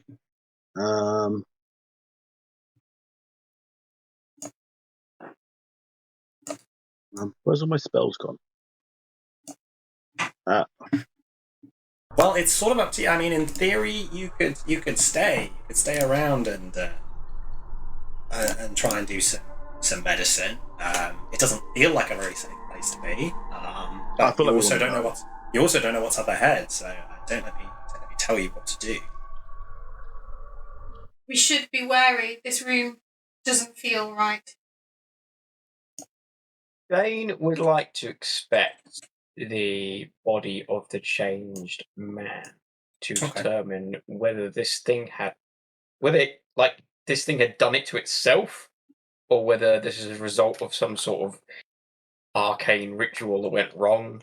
Like, Okay. Who would do such a thing, Okay. basically? Yeah. So, Shane, you're going to have to make a knowledge lore check as you examine the body of the changed man, because knowledge forbidden just wouldn't be in your wheelhouse. So go ahead and make a knowledge lore check. Could he potentially consult with Hannah on this? I've got knowledge forbidden. If Chain comes and asks Hannah, then she will come over. Yeah, pretty much what I just check asked. too. He asked Hannah, Yeah. basically. Yeah. Okay. Yeah. So Chain and Hannah can stand together and have a look at the changed man. You feel like you have to sort of get in there and really look for any signs really closely, so checking the eyes and what's happened to their skin and their blood and stuff like that. Does Hannah know much of forbidden magic at all? She's got one rank in it. Okay. So you think you're more likely to get information through that avenue, through what you know of forbidden magic. Mm-hmm. You, of course, do know that Luther has some forbidden knowledge as well, naturally. So, yes, I need you to make a forbidden check. Oh, What's the difficulty? I am thinking the average. Be interesting. Oh, you don't be. Shit on my head.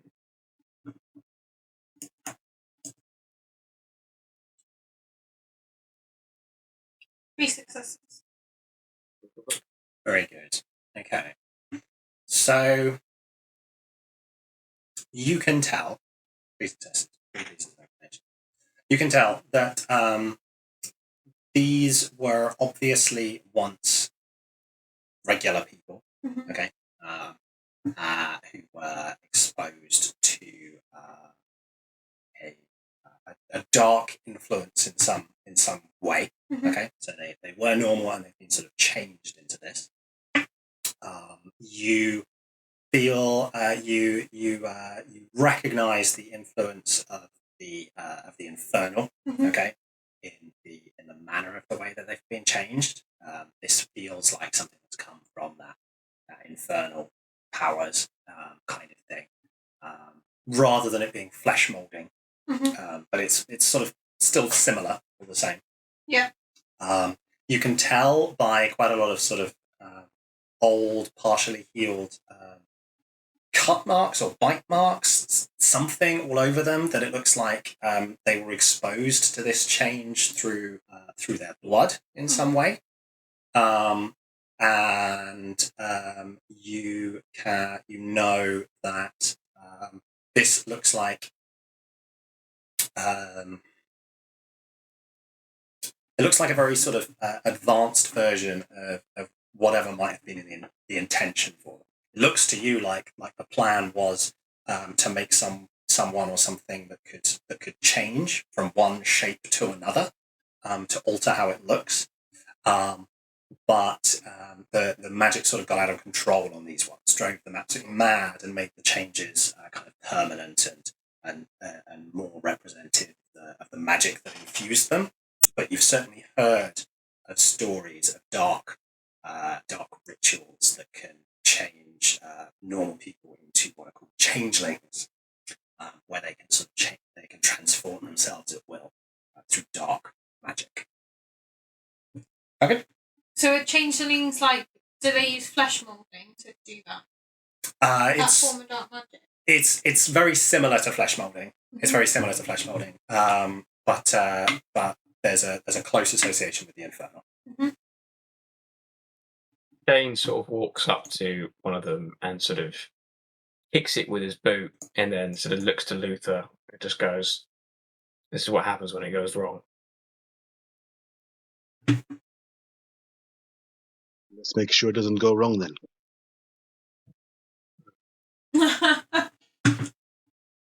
It's a valid answer. Hannah can feel the corruption of the infernal in this room, Can she see anything in this room as to why that might be? Or does she have any ideas as to why that might be? Why can she why is it so strong here? Has she ever heard of places like that? Well, if you recall, no, you won't recall because you weren't here last session. That's why you won't recall it. Okay, so last session, Sybil found an extract about Miracle in a book, and she read through it to everyone. And you potentially would just know this anyway. But it explained the story of Gurgon Merkplace, who was a sorcerer in Nerikul who wanted to push the boundaries and try greater things, and ultimately went so far as to open a gateway into the Black Realm. The Black Realm is part of the Ainlong, but very, very close to the Infernal. Okay, and through it poured a horde of demons. Okay, they basically destroyed Nerikul, and at the time, the Council of Barons just managed to sort of push the demons back, and then they had a vote on what they were going to do about Nerikul, and the vote was decided only by one vote, that Nerikul would be spared and not burnt completely to the ground, and the land just written off. So Nerikul only just survived after this, and ever since Nerikul has had this really sort of vigilant against dark magic approach. It was down in the catacombs where these portals were open. So what Hannah is feeling is potentially the impact of those closed rifts down here, and the essence of the Infernal that once came through. Thinking about it, that story being really about Terrinoth, Hannah might not have known it, so she might only have heard about it what was effectively earlier on today when Sybil recounted that story. Yeah. Okay, but it makes sense that she'd connect. Is that okay? Yeah. Hannah says that she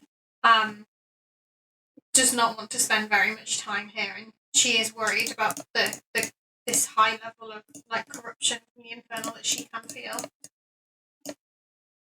Yeah, that sounds reasonable to me. Yes, I think we should go. We should go. Go. Go. Yes, I think Go. we should go. We are ready to move on. Okay. You're gonna continue on through the catacombs, trying to find the right path. So you didn't find the right path earlier. You were getting lost. So I'm going to need another survival check. Can Luther help this time, considering he's a little bit taller and I think Luther should just do it. shining light? Shane is not in a state to do this. Maybe Would like to.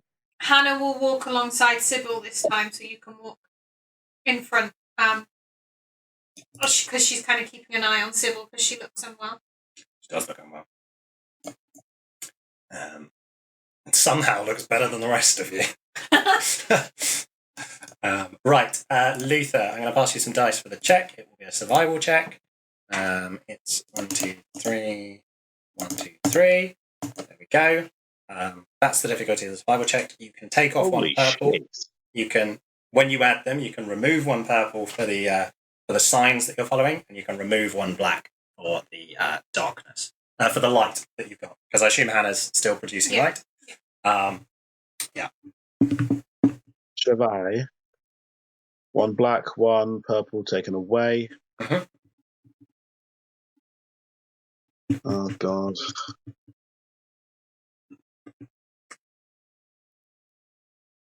Please.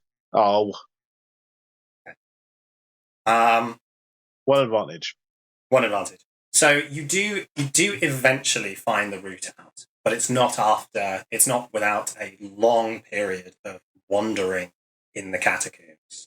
And considering the first attack and the fact that you're all feeling ill, wounded, cold, tired, it's an extremely unpleasant experience for all of you. You end up having to push on, not willing to sort of stop and rest, afraid of every shadow, and because the light you've got isn't great, and it's great light, but It's still casting shadows wherever it goes. You're all a little paranoid and jumpy all the time. So it's an extremely unpleasant experience for everyone. And I'm going to ask everyone then to make an average difficulty cool check. Okay, just to keep your heads on straight in this stressful circumstance. Depends on what you say. Did you said it was cool? Yeah, average difficulty cool check. Daddy cool. No hard difficulty. Cool. Yeah, 2 bucks.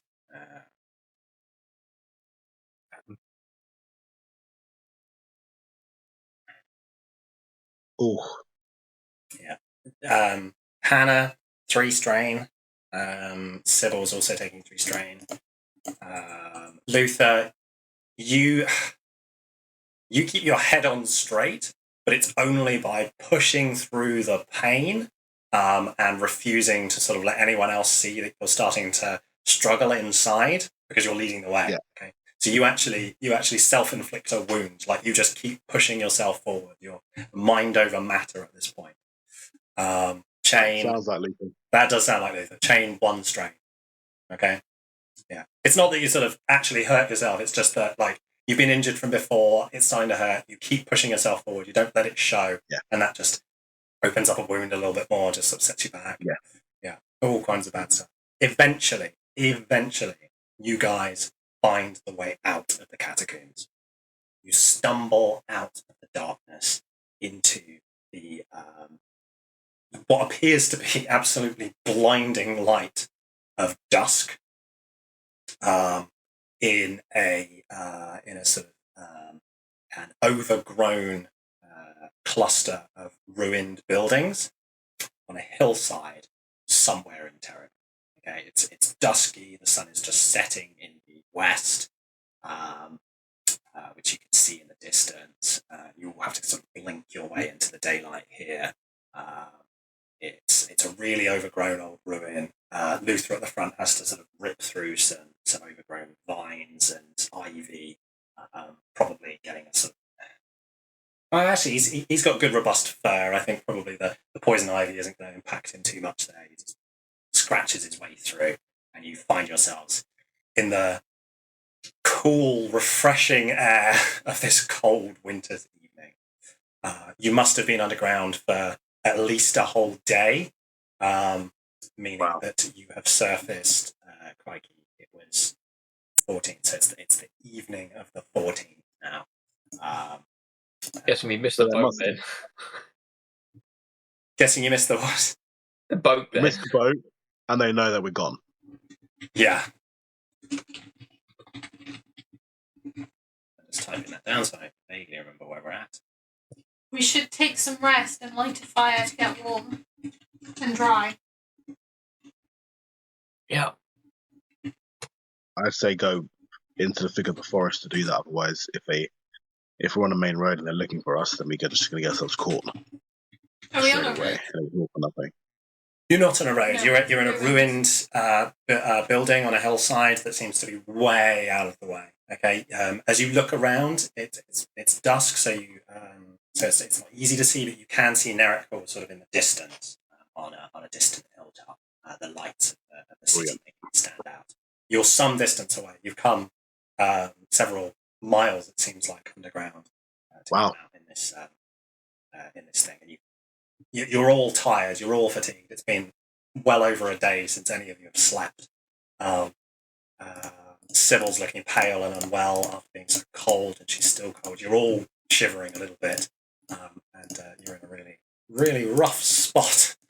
Hannah immediately sets about looking for some wood to try to set a fire to get everyone warm and make some tea. And Great idea. She might... Go on, Hannah. I was just going to say she probably asked Luther for some help in making the fire, but she can collect the wood. Luther will happily help make the fire. Whilst Hannah's doing that, Luther's just going to go and do some generic checks on everybody just to see where they are, and if he can assist in any way with getting them food or just some medical attention, he would do that. Yeah. And so he'll spend that time doing it before Hannah comes back. Yeah. If the ruins are where you're choosing to sort of set down and set up camp for the evening, you have a chance to try and get a fire going, make some tea, cook a bit of food, catch your breath, and for Luther to sort of start checking everyone over for their injuries, which will still start working our way. Aside from Luther checking people for their injuries, just because that's going to take a little bit for me to work through, is there anything that anyone wants to do that evening or wants to sort of flag up before Luther's done that? Not anything in particular, just flavour of like she gets out everything from the backpack and like hangs it on trees so it can dry, and checks that Sybil's okay. Not like health wise, but like emotion wise. Yeah. Oh, that's nice. She probably does some sort of prayer or something. I don't know what else do after they've been around lots of corruption, but because of that, she's like needs to like cleanse herself. So I don't know if she'll like meditate under the stars for a little bit as well. It's the right time. The stars are out. Okay, cool. Very nice. Chain, anything to note flavour wise? He's badly beaten and exhausted. I think he's just going to find a quiet spot and just prop himself up there, maybe take a couple of sips of his flask, and then just lie back and try and rest, basically. Yeah, very reasonable. Okay, Noons, are you there? Yeah, I'm here. Good. Okay, so we'll work our way through medicine for Chain and Hannah's benefit. You can stay and listen, obviously, but if you wanted to grab a drink, then you can absolutely do that as well, because it might take a little while. Luther, who do you want to start with? Who's looking the weakest? Is it Chain at the moment?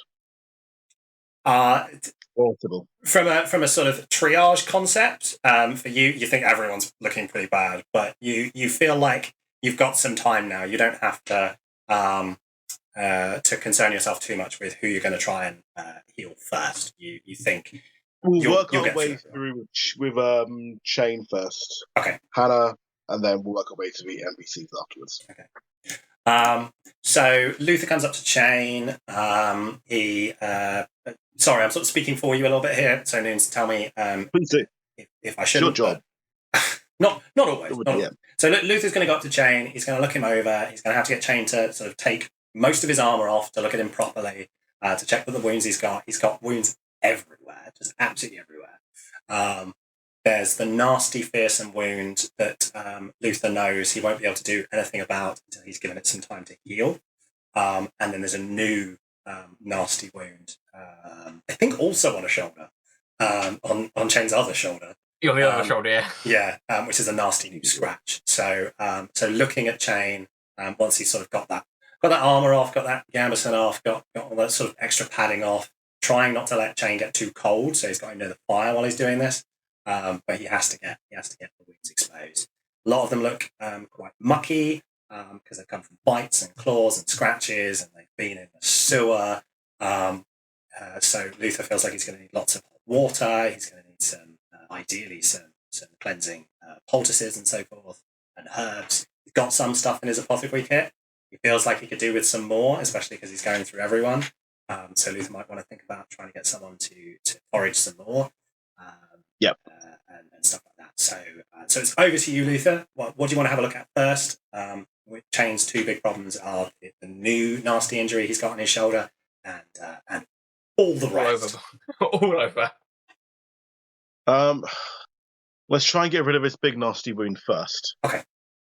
The new one, not the old one. Yeah. That's going to really hinder him.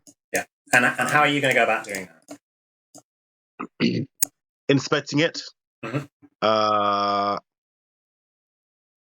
Getting my pestle and mortar and my herby shit, putting that on it, and then bandaging in the gloop that I've made around it, so it just heals him over time rather than immediately.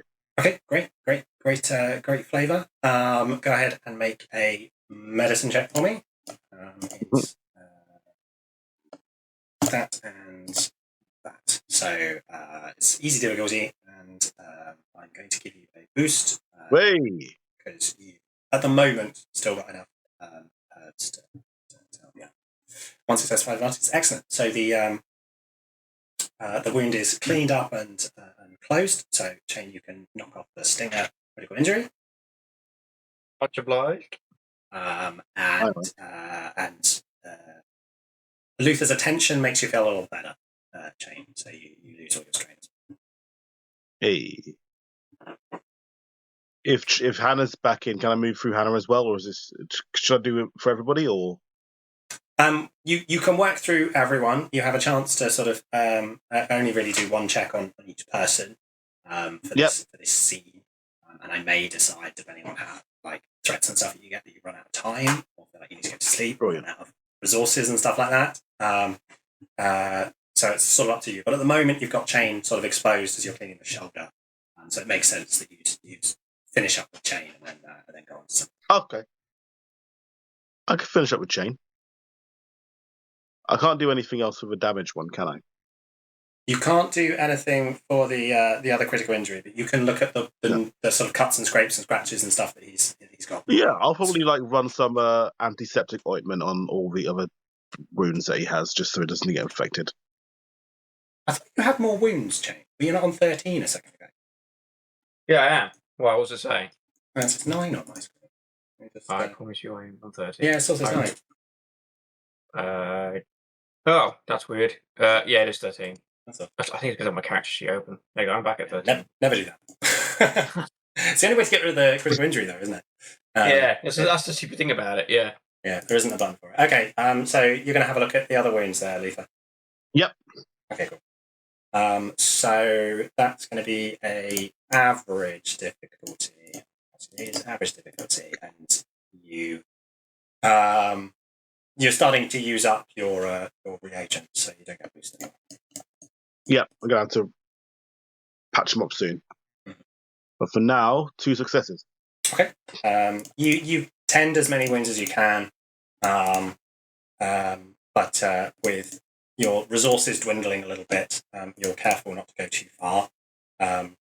Chain, everything is attended to. Hopefully it'll heal better over time, but you only mechanically lose 2 wounds. Oh, okay, sure. Okay. So you're still looking and feeling pretty bad. Yeah. What do you want to do? Yep. That's better than nothing. That's all I was going to say. What do you want to do next, Luther? How's Sybil looking? Sybil's looking dead, right? Pretty much. Sybil's looking cold and uncomfortable, certainly, and a little pale. Hannah, not much better. Then, you haven't checked on yet. You could, of course, ask Chain, Hannah, Sybil to help gather some herbs and help you out, by the way. What I'll probably do is set up another fire alongside them. So it's 2 fires, basically, but they're both separate from each other. And what I would like to do is just erect some... go to the woods, find some wood that we're not burning, and erect a kind of a thing where you could like almost steam or air out the wet material that we have. To do that, and then for first batch, I'll probably the warmer ones I'd wrap around Sybil to make her just warm her up a bit. I know it's going to take probably an hour and a half or something like that, but yeah, just to air out all our wet linens, really, and then wrap her around so when she goes to sleep tonight, she's a little bit, warmer than what she was before. Nice, very good. With so much, with so much requirement for wood there, you're going to need some help getting enough wood. Yep. If anyone can help, that'd be great. I'll get some wood. Yeah. Probably. Yeah. Chain can help keep the fires stocked. And that's important to keep your water. Okay, make a medicine check for Sybil. It is 2 purples, and I'm going to give you a boost for the fire. Very nice. 4 successes. She falls asleep quite quickly. but she already looks much better. Brilliant. Um, With Ven, I'm just going to open his mouth, prop him, and slowly feed him. He has a potion of healing, health elixir. which I gave to him. So Okay. So you give him the health elixir. I'm going to give him a health elixir, so he's Yeah. feeling better. So Okay. when he's back up, he'll be fine. So he's got a health elixir in him. And then Hannah, what's Hannah looking like? Well, before you move on from then, so as you unpackage Ven a bit and check him over and pour a health elixir down his neck, he looks awful. Like, he looks really bad. He's ashen skinned, he's pallid, he's shivering, and you can feel that he's burning up. Oh no. I'm going to probably, not in a horrible way, not in a weird, perverted way, but I'm going to see if he's got any kind of cuts or bruise or wounds that I didn't know about. Yeah, absolutely. That's 100% the right thing to do. So you, obviously maintaining his dignity as best you can, by the fire, you make sure to check Ben over. And after a sort of thorough study, on his right thigh, you find attached to his leg this unpleasant-looking black leech. It's covered in barbs and bone spines, and it's sort of wriggling this bulbous thing on his leg. I have a do I know how to deal with leeches? You know that as an apothecary, okay, you know that leeches, at least medicinal leeches, you leave on until they've had their fill and then they fall off, because if you pull them off, they rip the skin. However, your instinct here is that leaving this one on might not be a good idea. Right. I have a dagger, so I'm going to, in between the where the suction is on the leech and where the leech is attached to Ven, I'm going to put a dagger in between that and flick into the leech so that the leech is removed this way. If I bonus point, it lands in the fire and dies. Yeah. Well, you get your dagger out and you remove the leech. It does tear his skin a little bit. There's no way of getting around that. And as soon as you sort of cut through it, it disintegrates under your touch. It becomes this black ooze that just sort of splashes onto the floor with a few bone spines left in it. You do manage to get some of the bits into the fire, and they burn with a really unpleasant smell. All around the wound site, you can see these black veins along Ven's legs. It looks like whatever got in there has really managed to dig in. You know for a fact it's been there for a day. Yeah. Oh God. Perhaps he needs to see a healer in Greyhaven, Luther. He's going to need to see a healer, but I need to do something that's going to stop the swelling, stop the spreading. Can I? Would a tourniquet help stop the blood flow, or was that just stupid? Go ahead and make a medicine check. Okay. So I can tell you what you think you know medicine wise about what might be sensible. Okay. Oh wow! What? I have no idea how you failed that. How?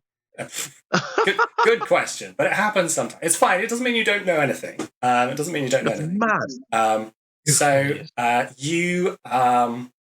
You think that this obviously is wasn't a natural creature. It certainly doesn't seem like it was. From the point of view of a medical point of view, you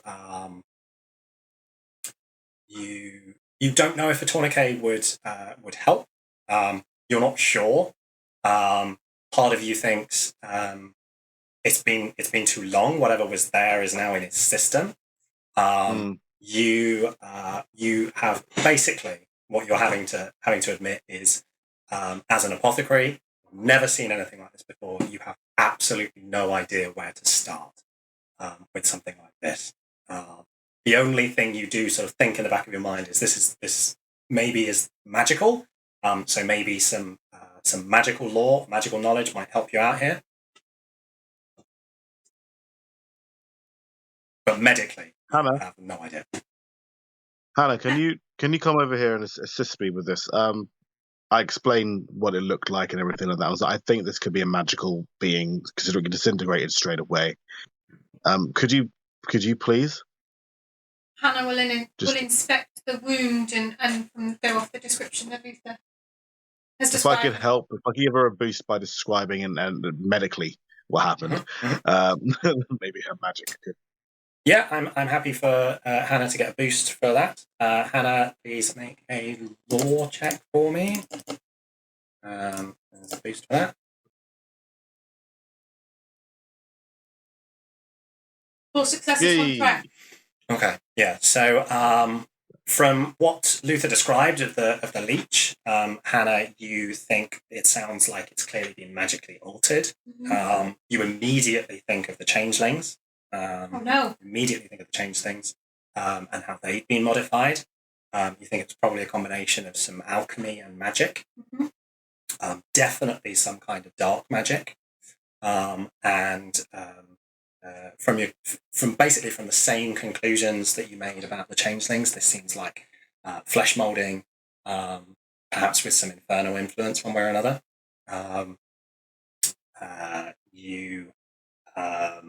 Sort of looking at Ven as well with your sort of general elvish knowledge, you think he looks really bad.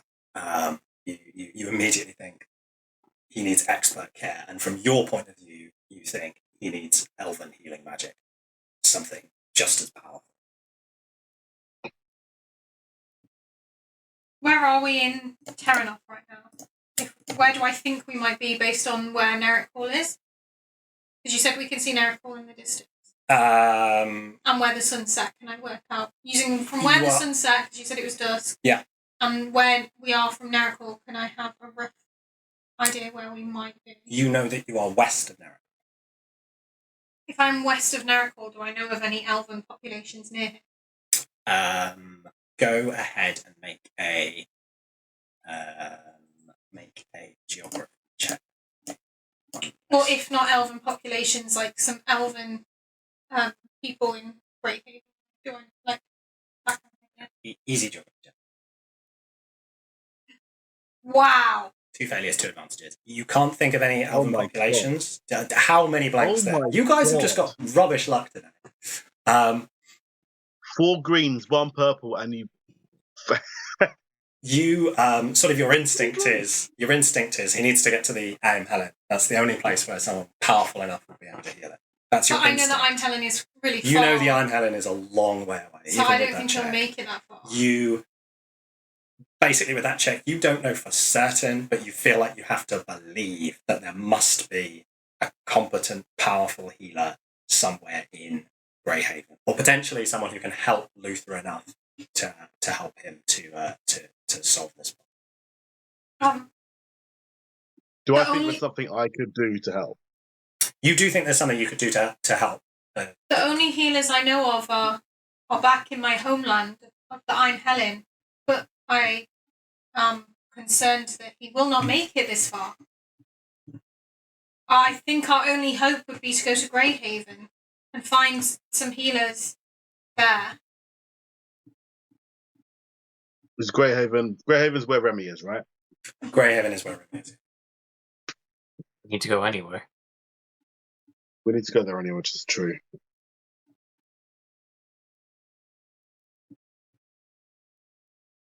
Luther, how long do you think Ben has? What state is he in? She doesn't say the word stable because I don't think she knows the word. It's tough to say, but I could do something to arrest the progress, but I don't know if you'd permit me to.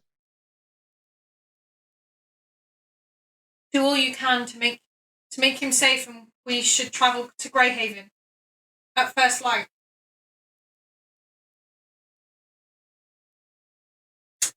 Luther looks at Chain. Then he sort of stares down at Ven. Him sort of twitching and gasping, breathing deeply.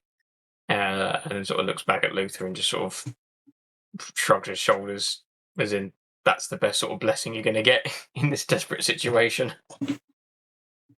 Luther's going to try and attempt a very short but small transfusion to arrest the takeover of whatever is in Ven. Okay. And to try and draw that out slightly, similar to what he did with Remy, but a little bit more better. Yep. Now, so he's going to inflict a wound on himself, a couple of wounds on himself, to give Ven some life, effectively. Okay. Are you going to reference the book, the Codex?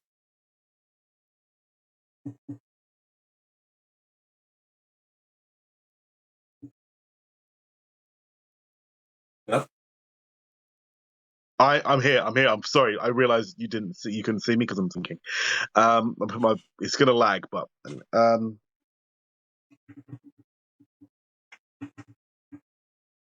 I think he wants to, not out of curiosity, but I think that's because he needs guidance. Mm-hmm. I think it's a legitimate approach. Okay, so Luther gets himself ready. He gets the book out. He opens the book. Sybil's asleep, so she won't get involved. And gets ready to do this, to do what he can to just try and slow this disease as best he can. So obviously this is a primal check. Yep. You're doing magic. You have the blood sacrifice talent, so you can use it. How many levels of it do you have? You only have one rank of it. So I have one, but I'm going to try and get it to 2 at some point. Okay. But I have one, so. Because you've only got one rank, you can, the maximum amount of wounds you can inflict on yourself is 1, and the maximum number of successes you can give yourself is 1. So if you inflict a wound on yourself, you put a success straight into the check. Because you are using... So again?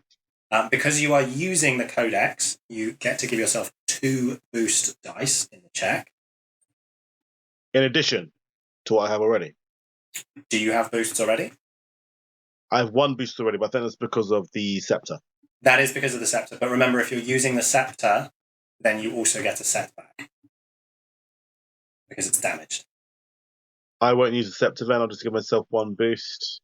1 extra boost, so I think it's 2 boosts. Yeah, so it'll be 2 boosts from the book.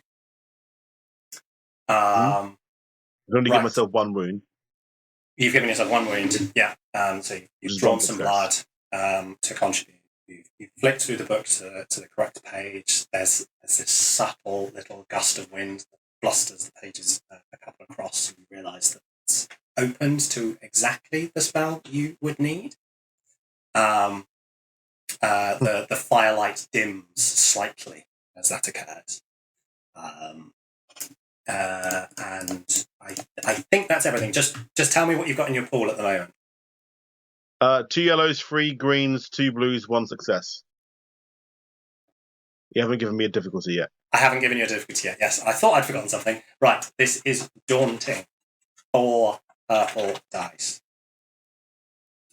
And worse yet, I'm going to spend a story point. Oh no! So negative upgrade on the check as well. I can't spend 1 once you spent 1, can I?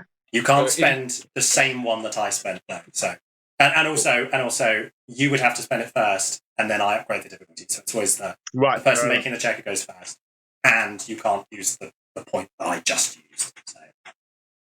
So if I was to inflict 1 more wound on myself, would that render me unconscious for a bit?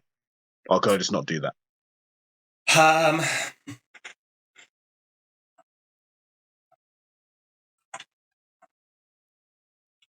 Okay, so mechanically, no, because you don't have a second rank of blood sacrifice. You can only do it for Fair enough, ranks that you have blood sacrifice. But because we're not in sort of a structured combat situation here, I I'm willing to let you inflict another wound on yourself for another success, just this once. But there will be an additional consequence to this.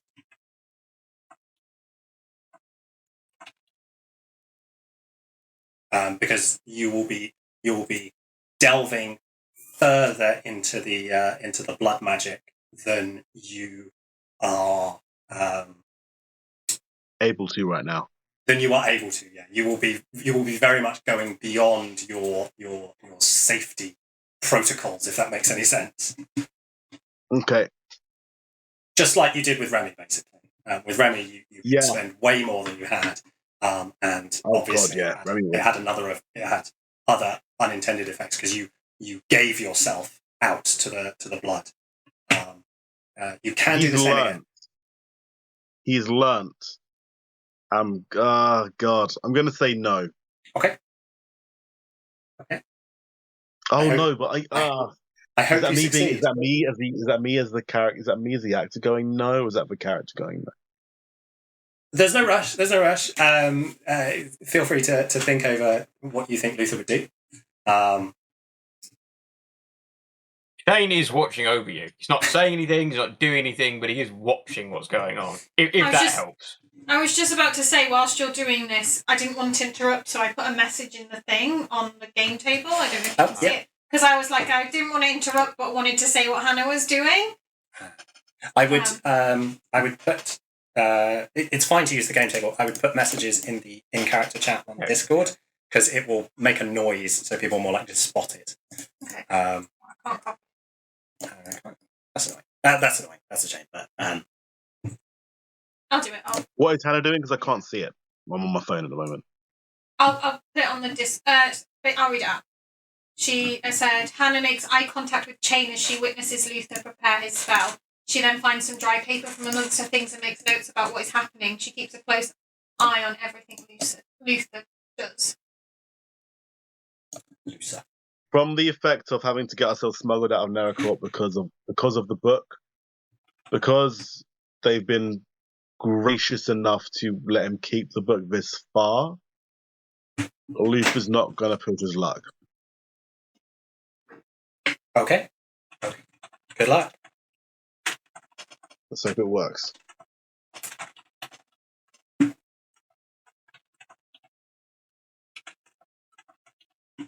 Oh, yes. Look at all those blanks. Oh, dear. Excellent. Wow. Okay. The fire does still dim slightly as Luther inflicts a wound on himself. He shares a little of his blood to Ven, and in return, a little bit of this corrupted black blood comes out from Ven that he can see in the air, like this glistening orb of sanguine essence. Luther casts it into the flame. This plume of black smoke rises from the campfire, and then looks a little more settled. He's still clearly sick. He's still pale, but his fever seems to have reduced slightly. He's not shivering quite as badly. Luther feels like he's at least slowed what's happening, but he hasn't managed to reverse it. He hasn't stopped. It's not slow. It's not been removed, buddy.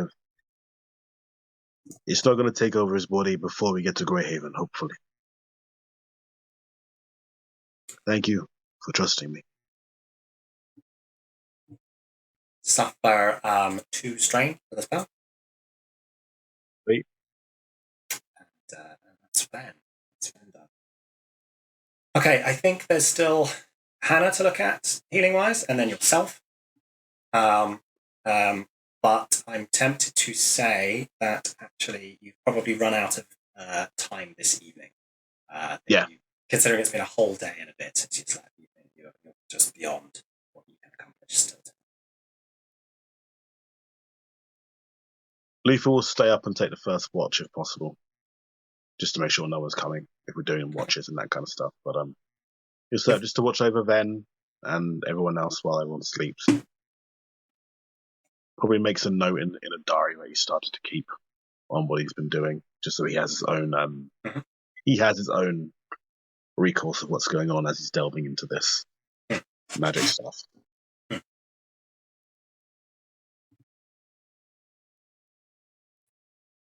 Good. So, the night progresses, and you are all afforded a respite from your trial.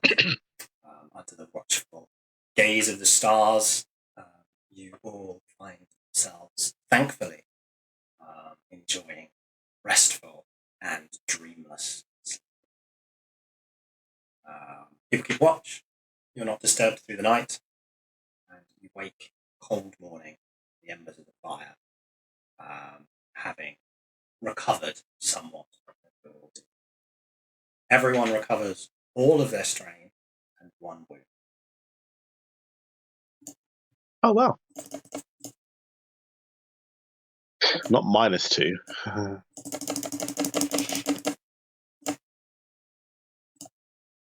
Okay, that feels like a great place to pause again. I need to just pop up. So, 5 minutes? Thank you. I'm going to make a coffee, so I'm going to have 7. Is that all right? 7 is allowed. Very specific. I will permit it. I All right. need, Be back at 5. Okay, it's all right.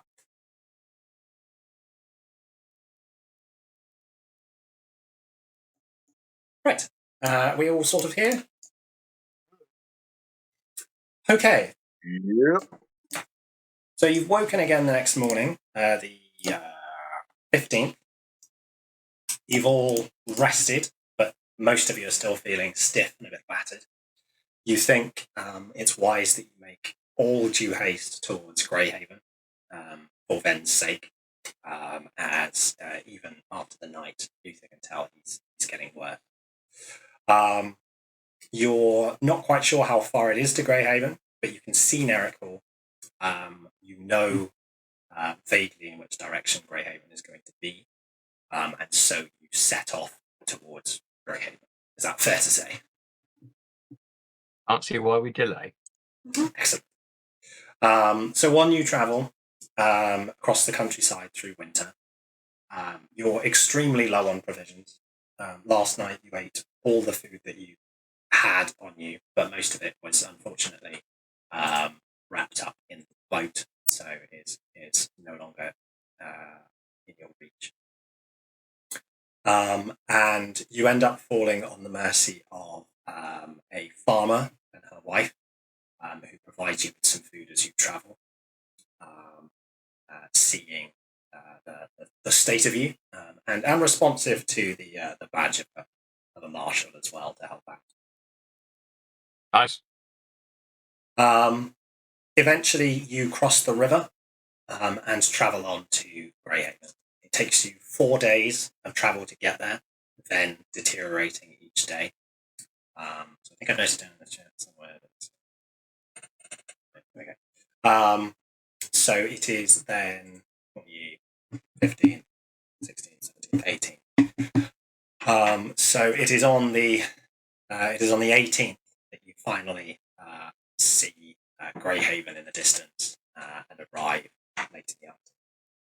Do we recover 4 wounds when we're travelling? 3. End of the 15th, 16th, 17th. Yeah, so 3. 3 wounds each of you. Yes. Sorry, I couldn't actually hear you. Is that us removing 3 wounds, yeah? Yeah. Yeah, for Brilliant. for sleeping.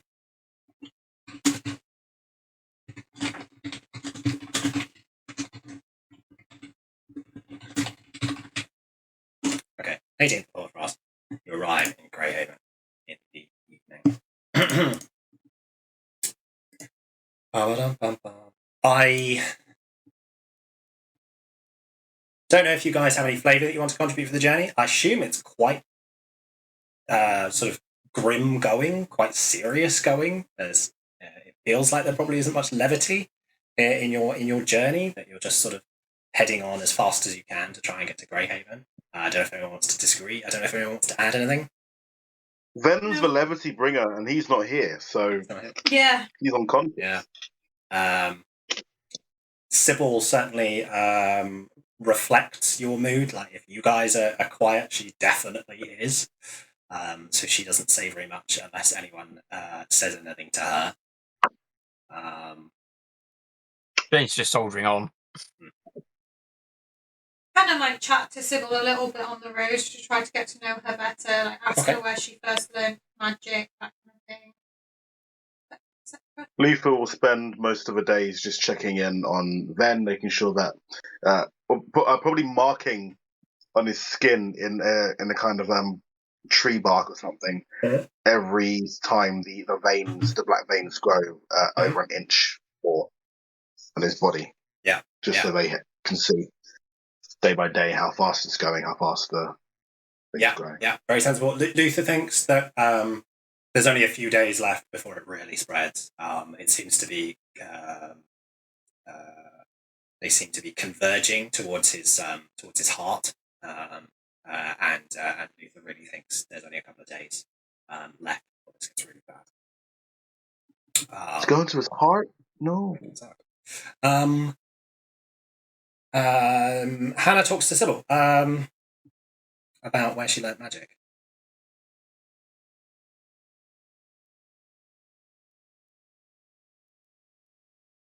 Well, I don't really know that much magic.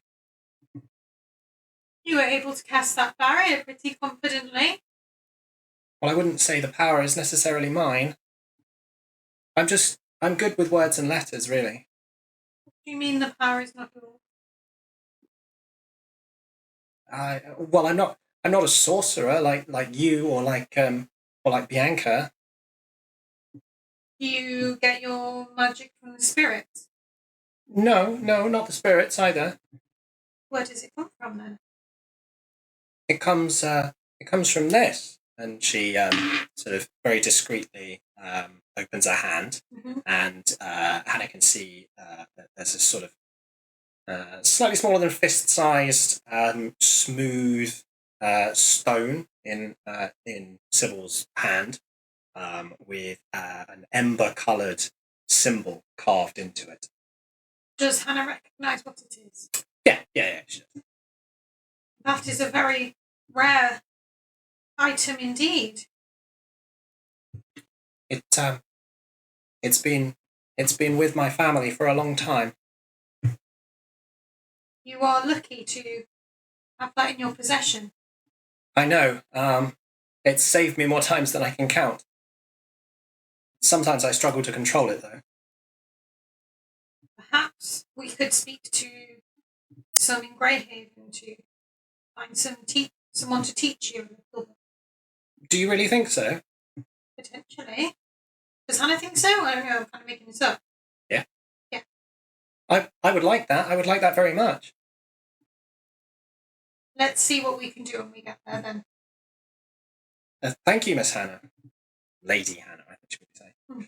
Okay. Hannah, could you go ahead and make a quick charm roll? Sure. Sybil trusts Ven. That was a good moment for her to start trusting you. So 2 purples, 1 boost. That's a good way of talking to her.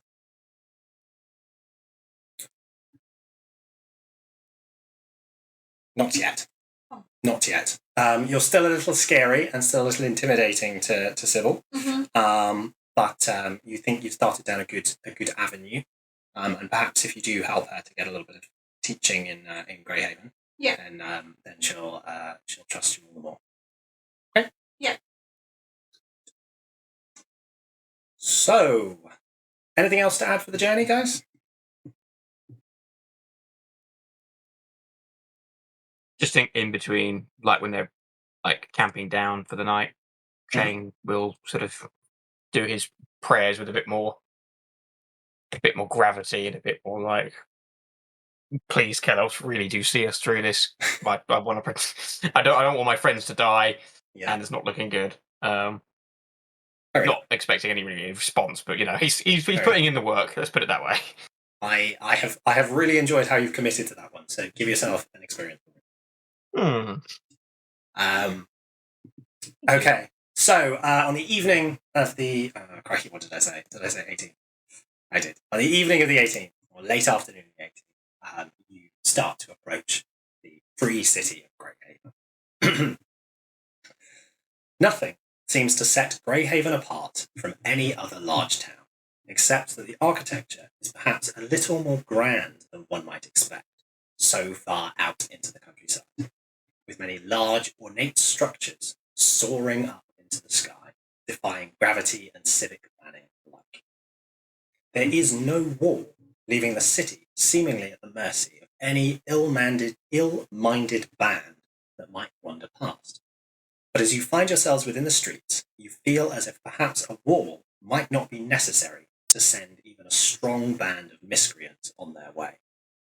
This is a bustling centre of learning and commerce, the streets crowded with all manner of folk, from furtive peasants to haughty nobles, the full array of humanity on display. Everywhere you look, learned folks move alone or in groups, clutching books, scrolls, or satchels with jealous fingers. Each street seems to be lined with cantinas, taverns, and coffee houses, salons, academies, and institutes, proclaiming themselves masters of every discipline under the sky. Where would you like to go in Greyhaven? Do we feel like the hospital / place that we have Remy being kept might be a good place to take Ben to be healed, or do we think somewhere else might be more suitable? Quite literally, Luther wants to go straight to see Remy. Okay. But Yes. I don't know if that works thematically for the story, and so I'm happy to defer that and do You tell me what Luther wants to do. You have someone who needs healing, and Remy's in a place of healing, so it sort of makes sense. Yes, Remy's in the House of Healing, which at least two of you have been to before, so you know it is on the Way of Light. The Way of Light. The Way of Light. You immediately beeline towards the Way of Light, weaving your way through Greyhaven. Even in the evening, it's bustling, lots of learned folk passing. I think Chain might not have been to Greyhaven before. It's a very different flavour of city, certainly more intellectual than other free cities he's been to before. Imagine he has now. So you make your way to the Way of Light, a wide boulevard in the Eastern District with grand and ostentatious edifices lining the way. It's lined with tall towers and soaring walls of many-coloured stone. In the evening it reflects light, giving it its name, the Way of Light. Halfway along, you notice, strikingly, so standing out in the Way of Light, a building called the Black House. As one would expect, a dark building of education in this otherwise quite bright boulevard.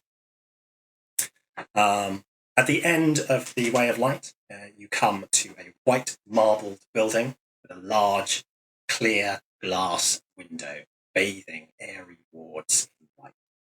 As you ascend the steps and enter into the foyer, you all feel as if you are a little haggard and road worn and dusty and dirty in comparison to this spotless environment around you.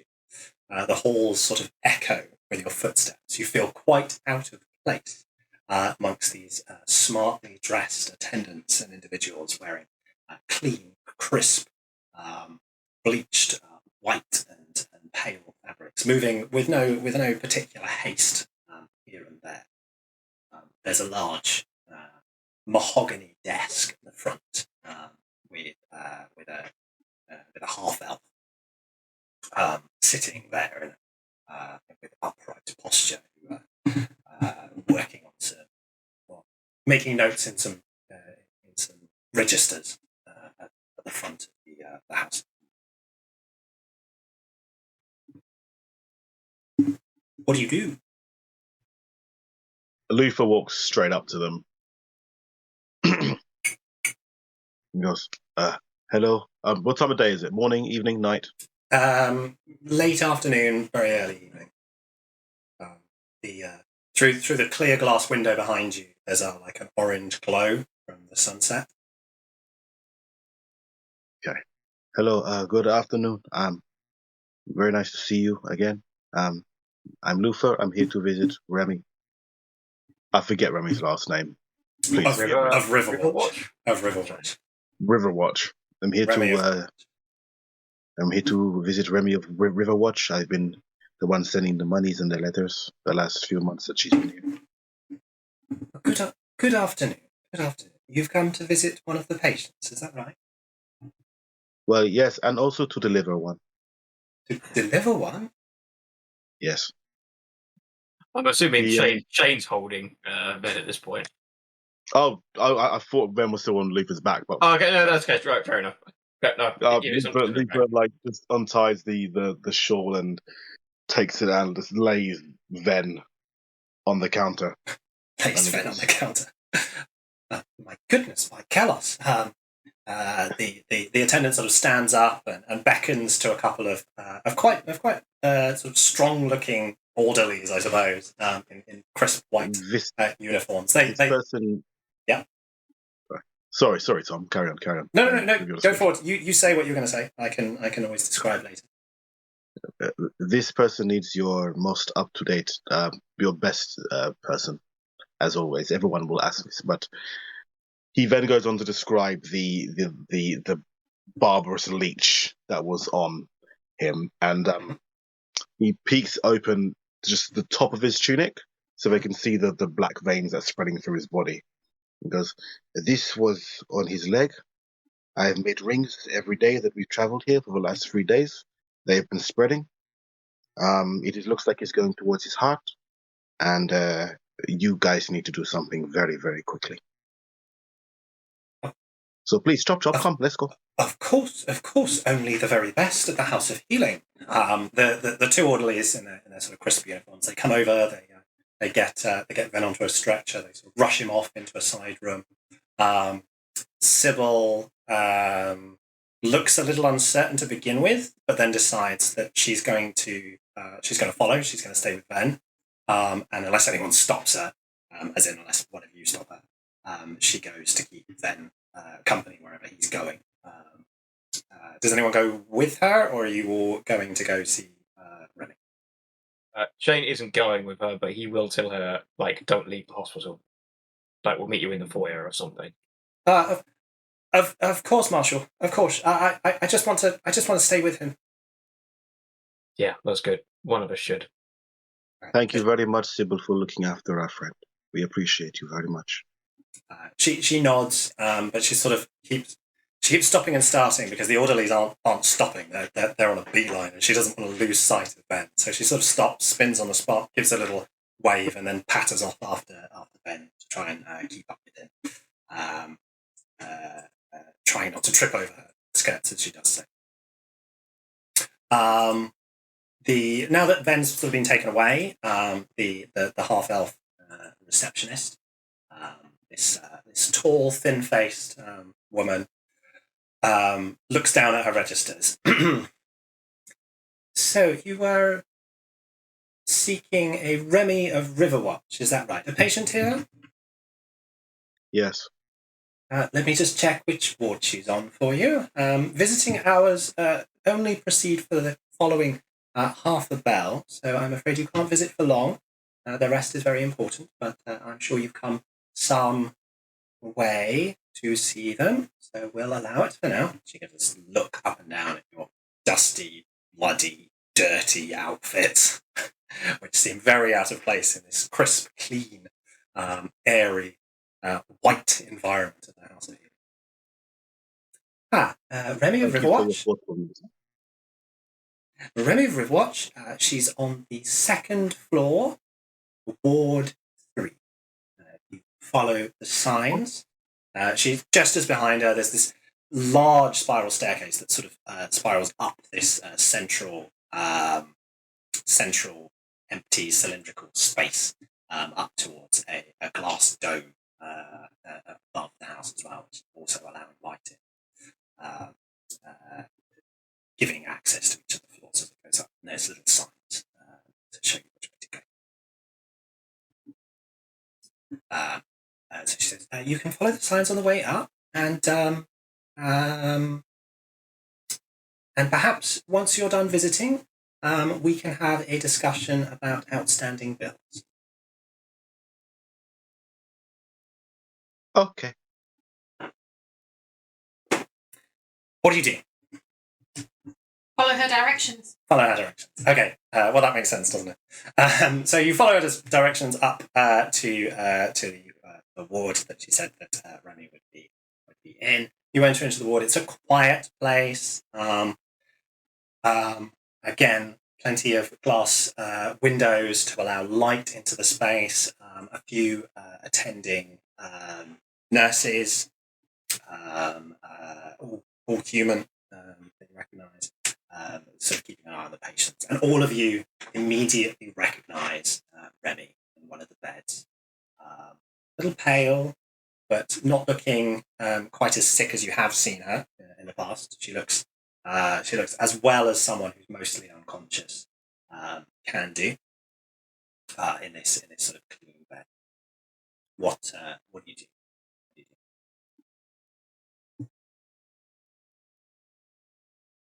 Hannah will go over to her and feel her forehead, and then sit down in a chair next to her bed, holding one of her hands, and say, "Good evening, Remy."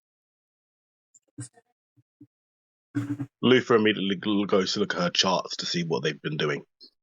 Fair enough. I'm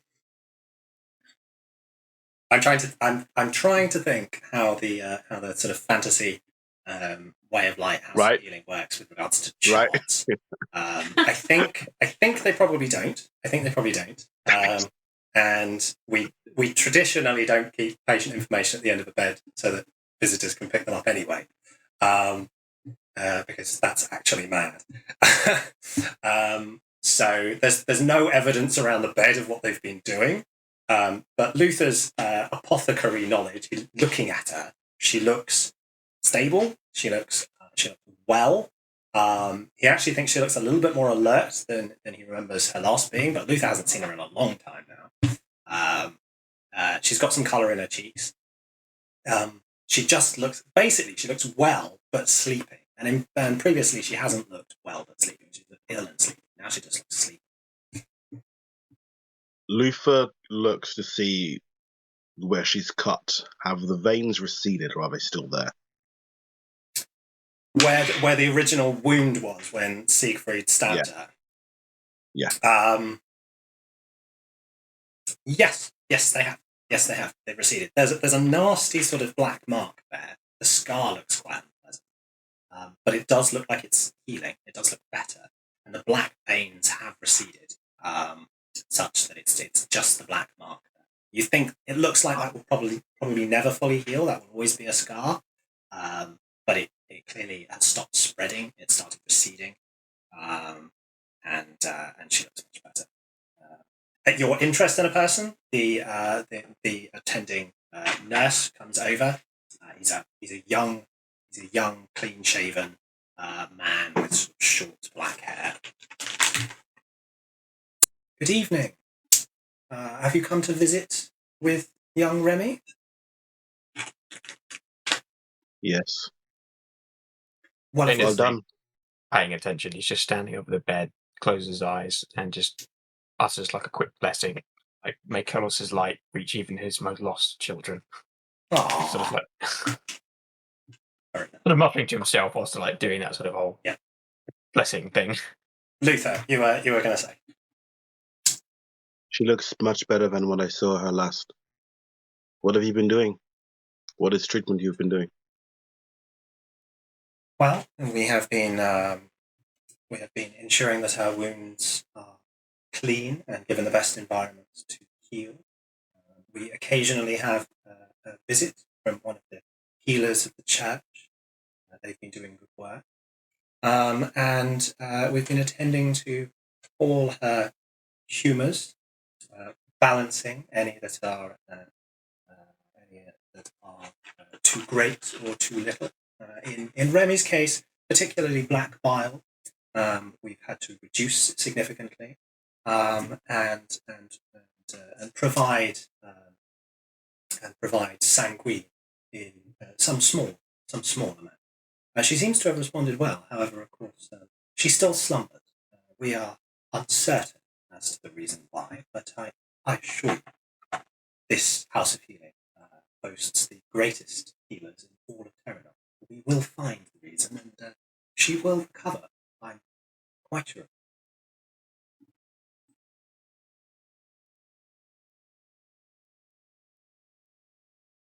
At some point in the future, we may have to move her. Well, of course. Once you've settled any outstanding balance with the House of Healing, then you are very welcome to take her wherever you wish. Although I assure you, there will be no place better for her recovery than here. Well, with the treatment that you have just told me about, maybe we can help. Unfortunately, there are things moving in political services that require her movement. I quite understand. And of course, you don't have to share such reasons with us. Discretion Of course. is of highest importance to the House of Healing. So do just say, and I'm sure we can arrange things. Please, at some point, if you could pass over the bill, I'm sure the Citadel will be able to foot the bill for us.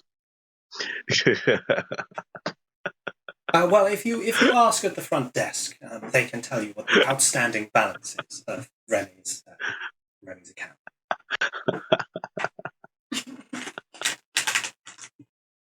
You got to pass it through your superiors.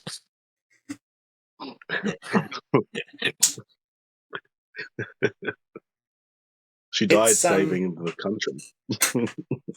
It's quite peaceful in the House of Healing, and of course, the four of you haven't been together like this for a very long time. So whether you will recognise that or not, there's a moment of significance. Remy even seems to stir ever so slightly in your presence, although never enough to actually regain any consciousness.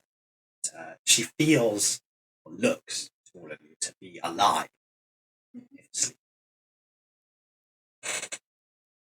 Luther kisses her forehead. I'm here. We are here. I think we spend some time sitting with her and kind of just telling her about what we've been doing a little bit. Like talking to her, I think for a little bit until presumably one of the nurses comes and picks us up. Yes. If you try and stay for too long, you do eventually get ushered out. So the visiting hours are over, and sort of sent back out to the foyer, where you find Sybil waiting. She's pacing in a little circle, looking a little uncomfortable, chewing on her lip. Yes. Yeah, just a little bit of flavour just before we get kicked out. So we're all sort of like sitting there, maybe sort of like staring at Remy or sort of like lost in our thoughts, reminiscing about her. Shane will sort of like pace about for a bit, and then he'll walk to like. Is there a window in the room at all? Yes, yeah, plenty. There's about 3. So it's one of those sort of old school style Nightingale wards.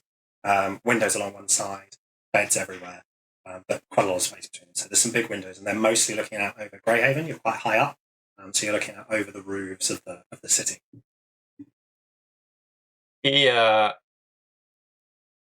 He sort of stares into the middle distance out of the window, and then he sort of clears his throat and starts talking so everyone can hear in the room. He goes, "Do you remember on that first trip to Newstone, we passed through that county fair on the way, and Siegfried and I made the call that we weren't going to go past it because we couldn't afford to be distracted. But Remy, she wanted to go there because it's a fair. And the night we camped by it, she tried to sneak out. And I don't know whether you guys were aware of this, but I had to track her down to bring her back to camp before we set off the next morning. And I eventually found her and gave her a telling off. And she wanted to play some stupid bell-ringing game to win like a little stuffed bear. I wouldn't let her do it. And she had a big tantrum as she was wont to do. Been a bit moody, but, Remy being Remy, she got over it the next day. And so we left. After the incident and our subsequent falling apart, I went back through that county fair, and I had a lot of time to think about what I was doing and the mistakes we had made along the way. And he sort of reaches into his coat pocket and then pulls out this little sort of stuffed bear, and sort of just puts it on the side table. I'm sorry, Remy. I'm sorry we didn't lead you better. And with that, he sort of leans over, sort of like holds a hand for a bit, and then sort of walks out. Before Chain walks out, Luther grabs him. Yes, Before Luther. Chain walks out, Luther grabs him, spins him around and looks at him. Teeth bared. And he hugs him. Oh, I think Hannah will come over and while she'll like hugging him, she'll put a hand on his shoulder to like join in slightly and be like, and she'll say, when Remy is better, we can take her back to the fair. And we'll let her go on everything that she wants to. Jane subtly wipes away a tear, trying to hide it. Okay, I'll tell you what, folks. I was going to do a little bit more, but that feels like the point to stop. That feels like just after the last session ending on a cliffhanger of doom and gloom, and most of the sessions being a little rough around the edges. That feels like the moment to roll credits on this one and leave it there, so as not to spoil the happy feelings at the end of that session. So we can leave it with that visual of the quartet there. Unfortunately, sans Ven because he's sick downstairs. Bless him. But yeah, I think we'll leave it there.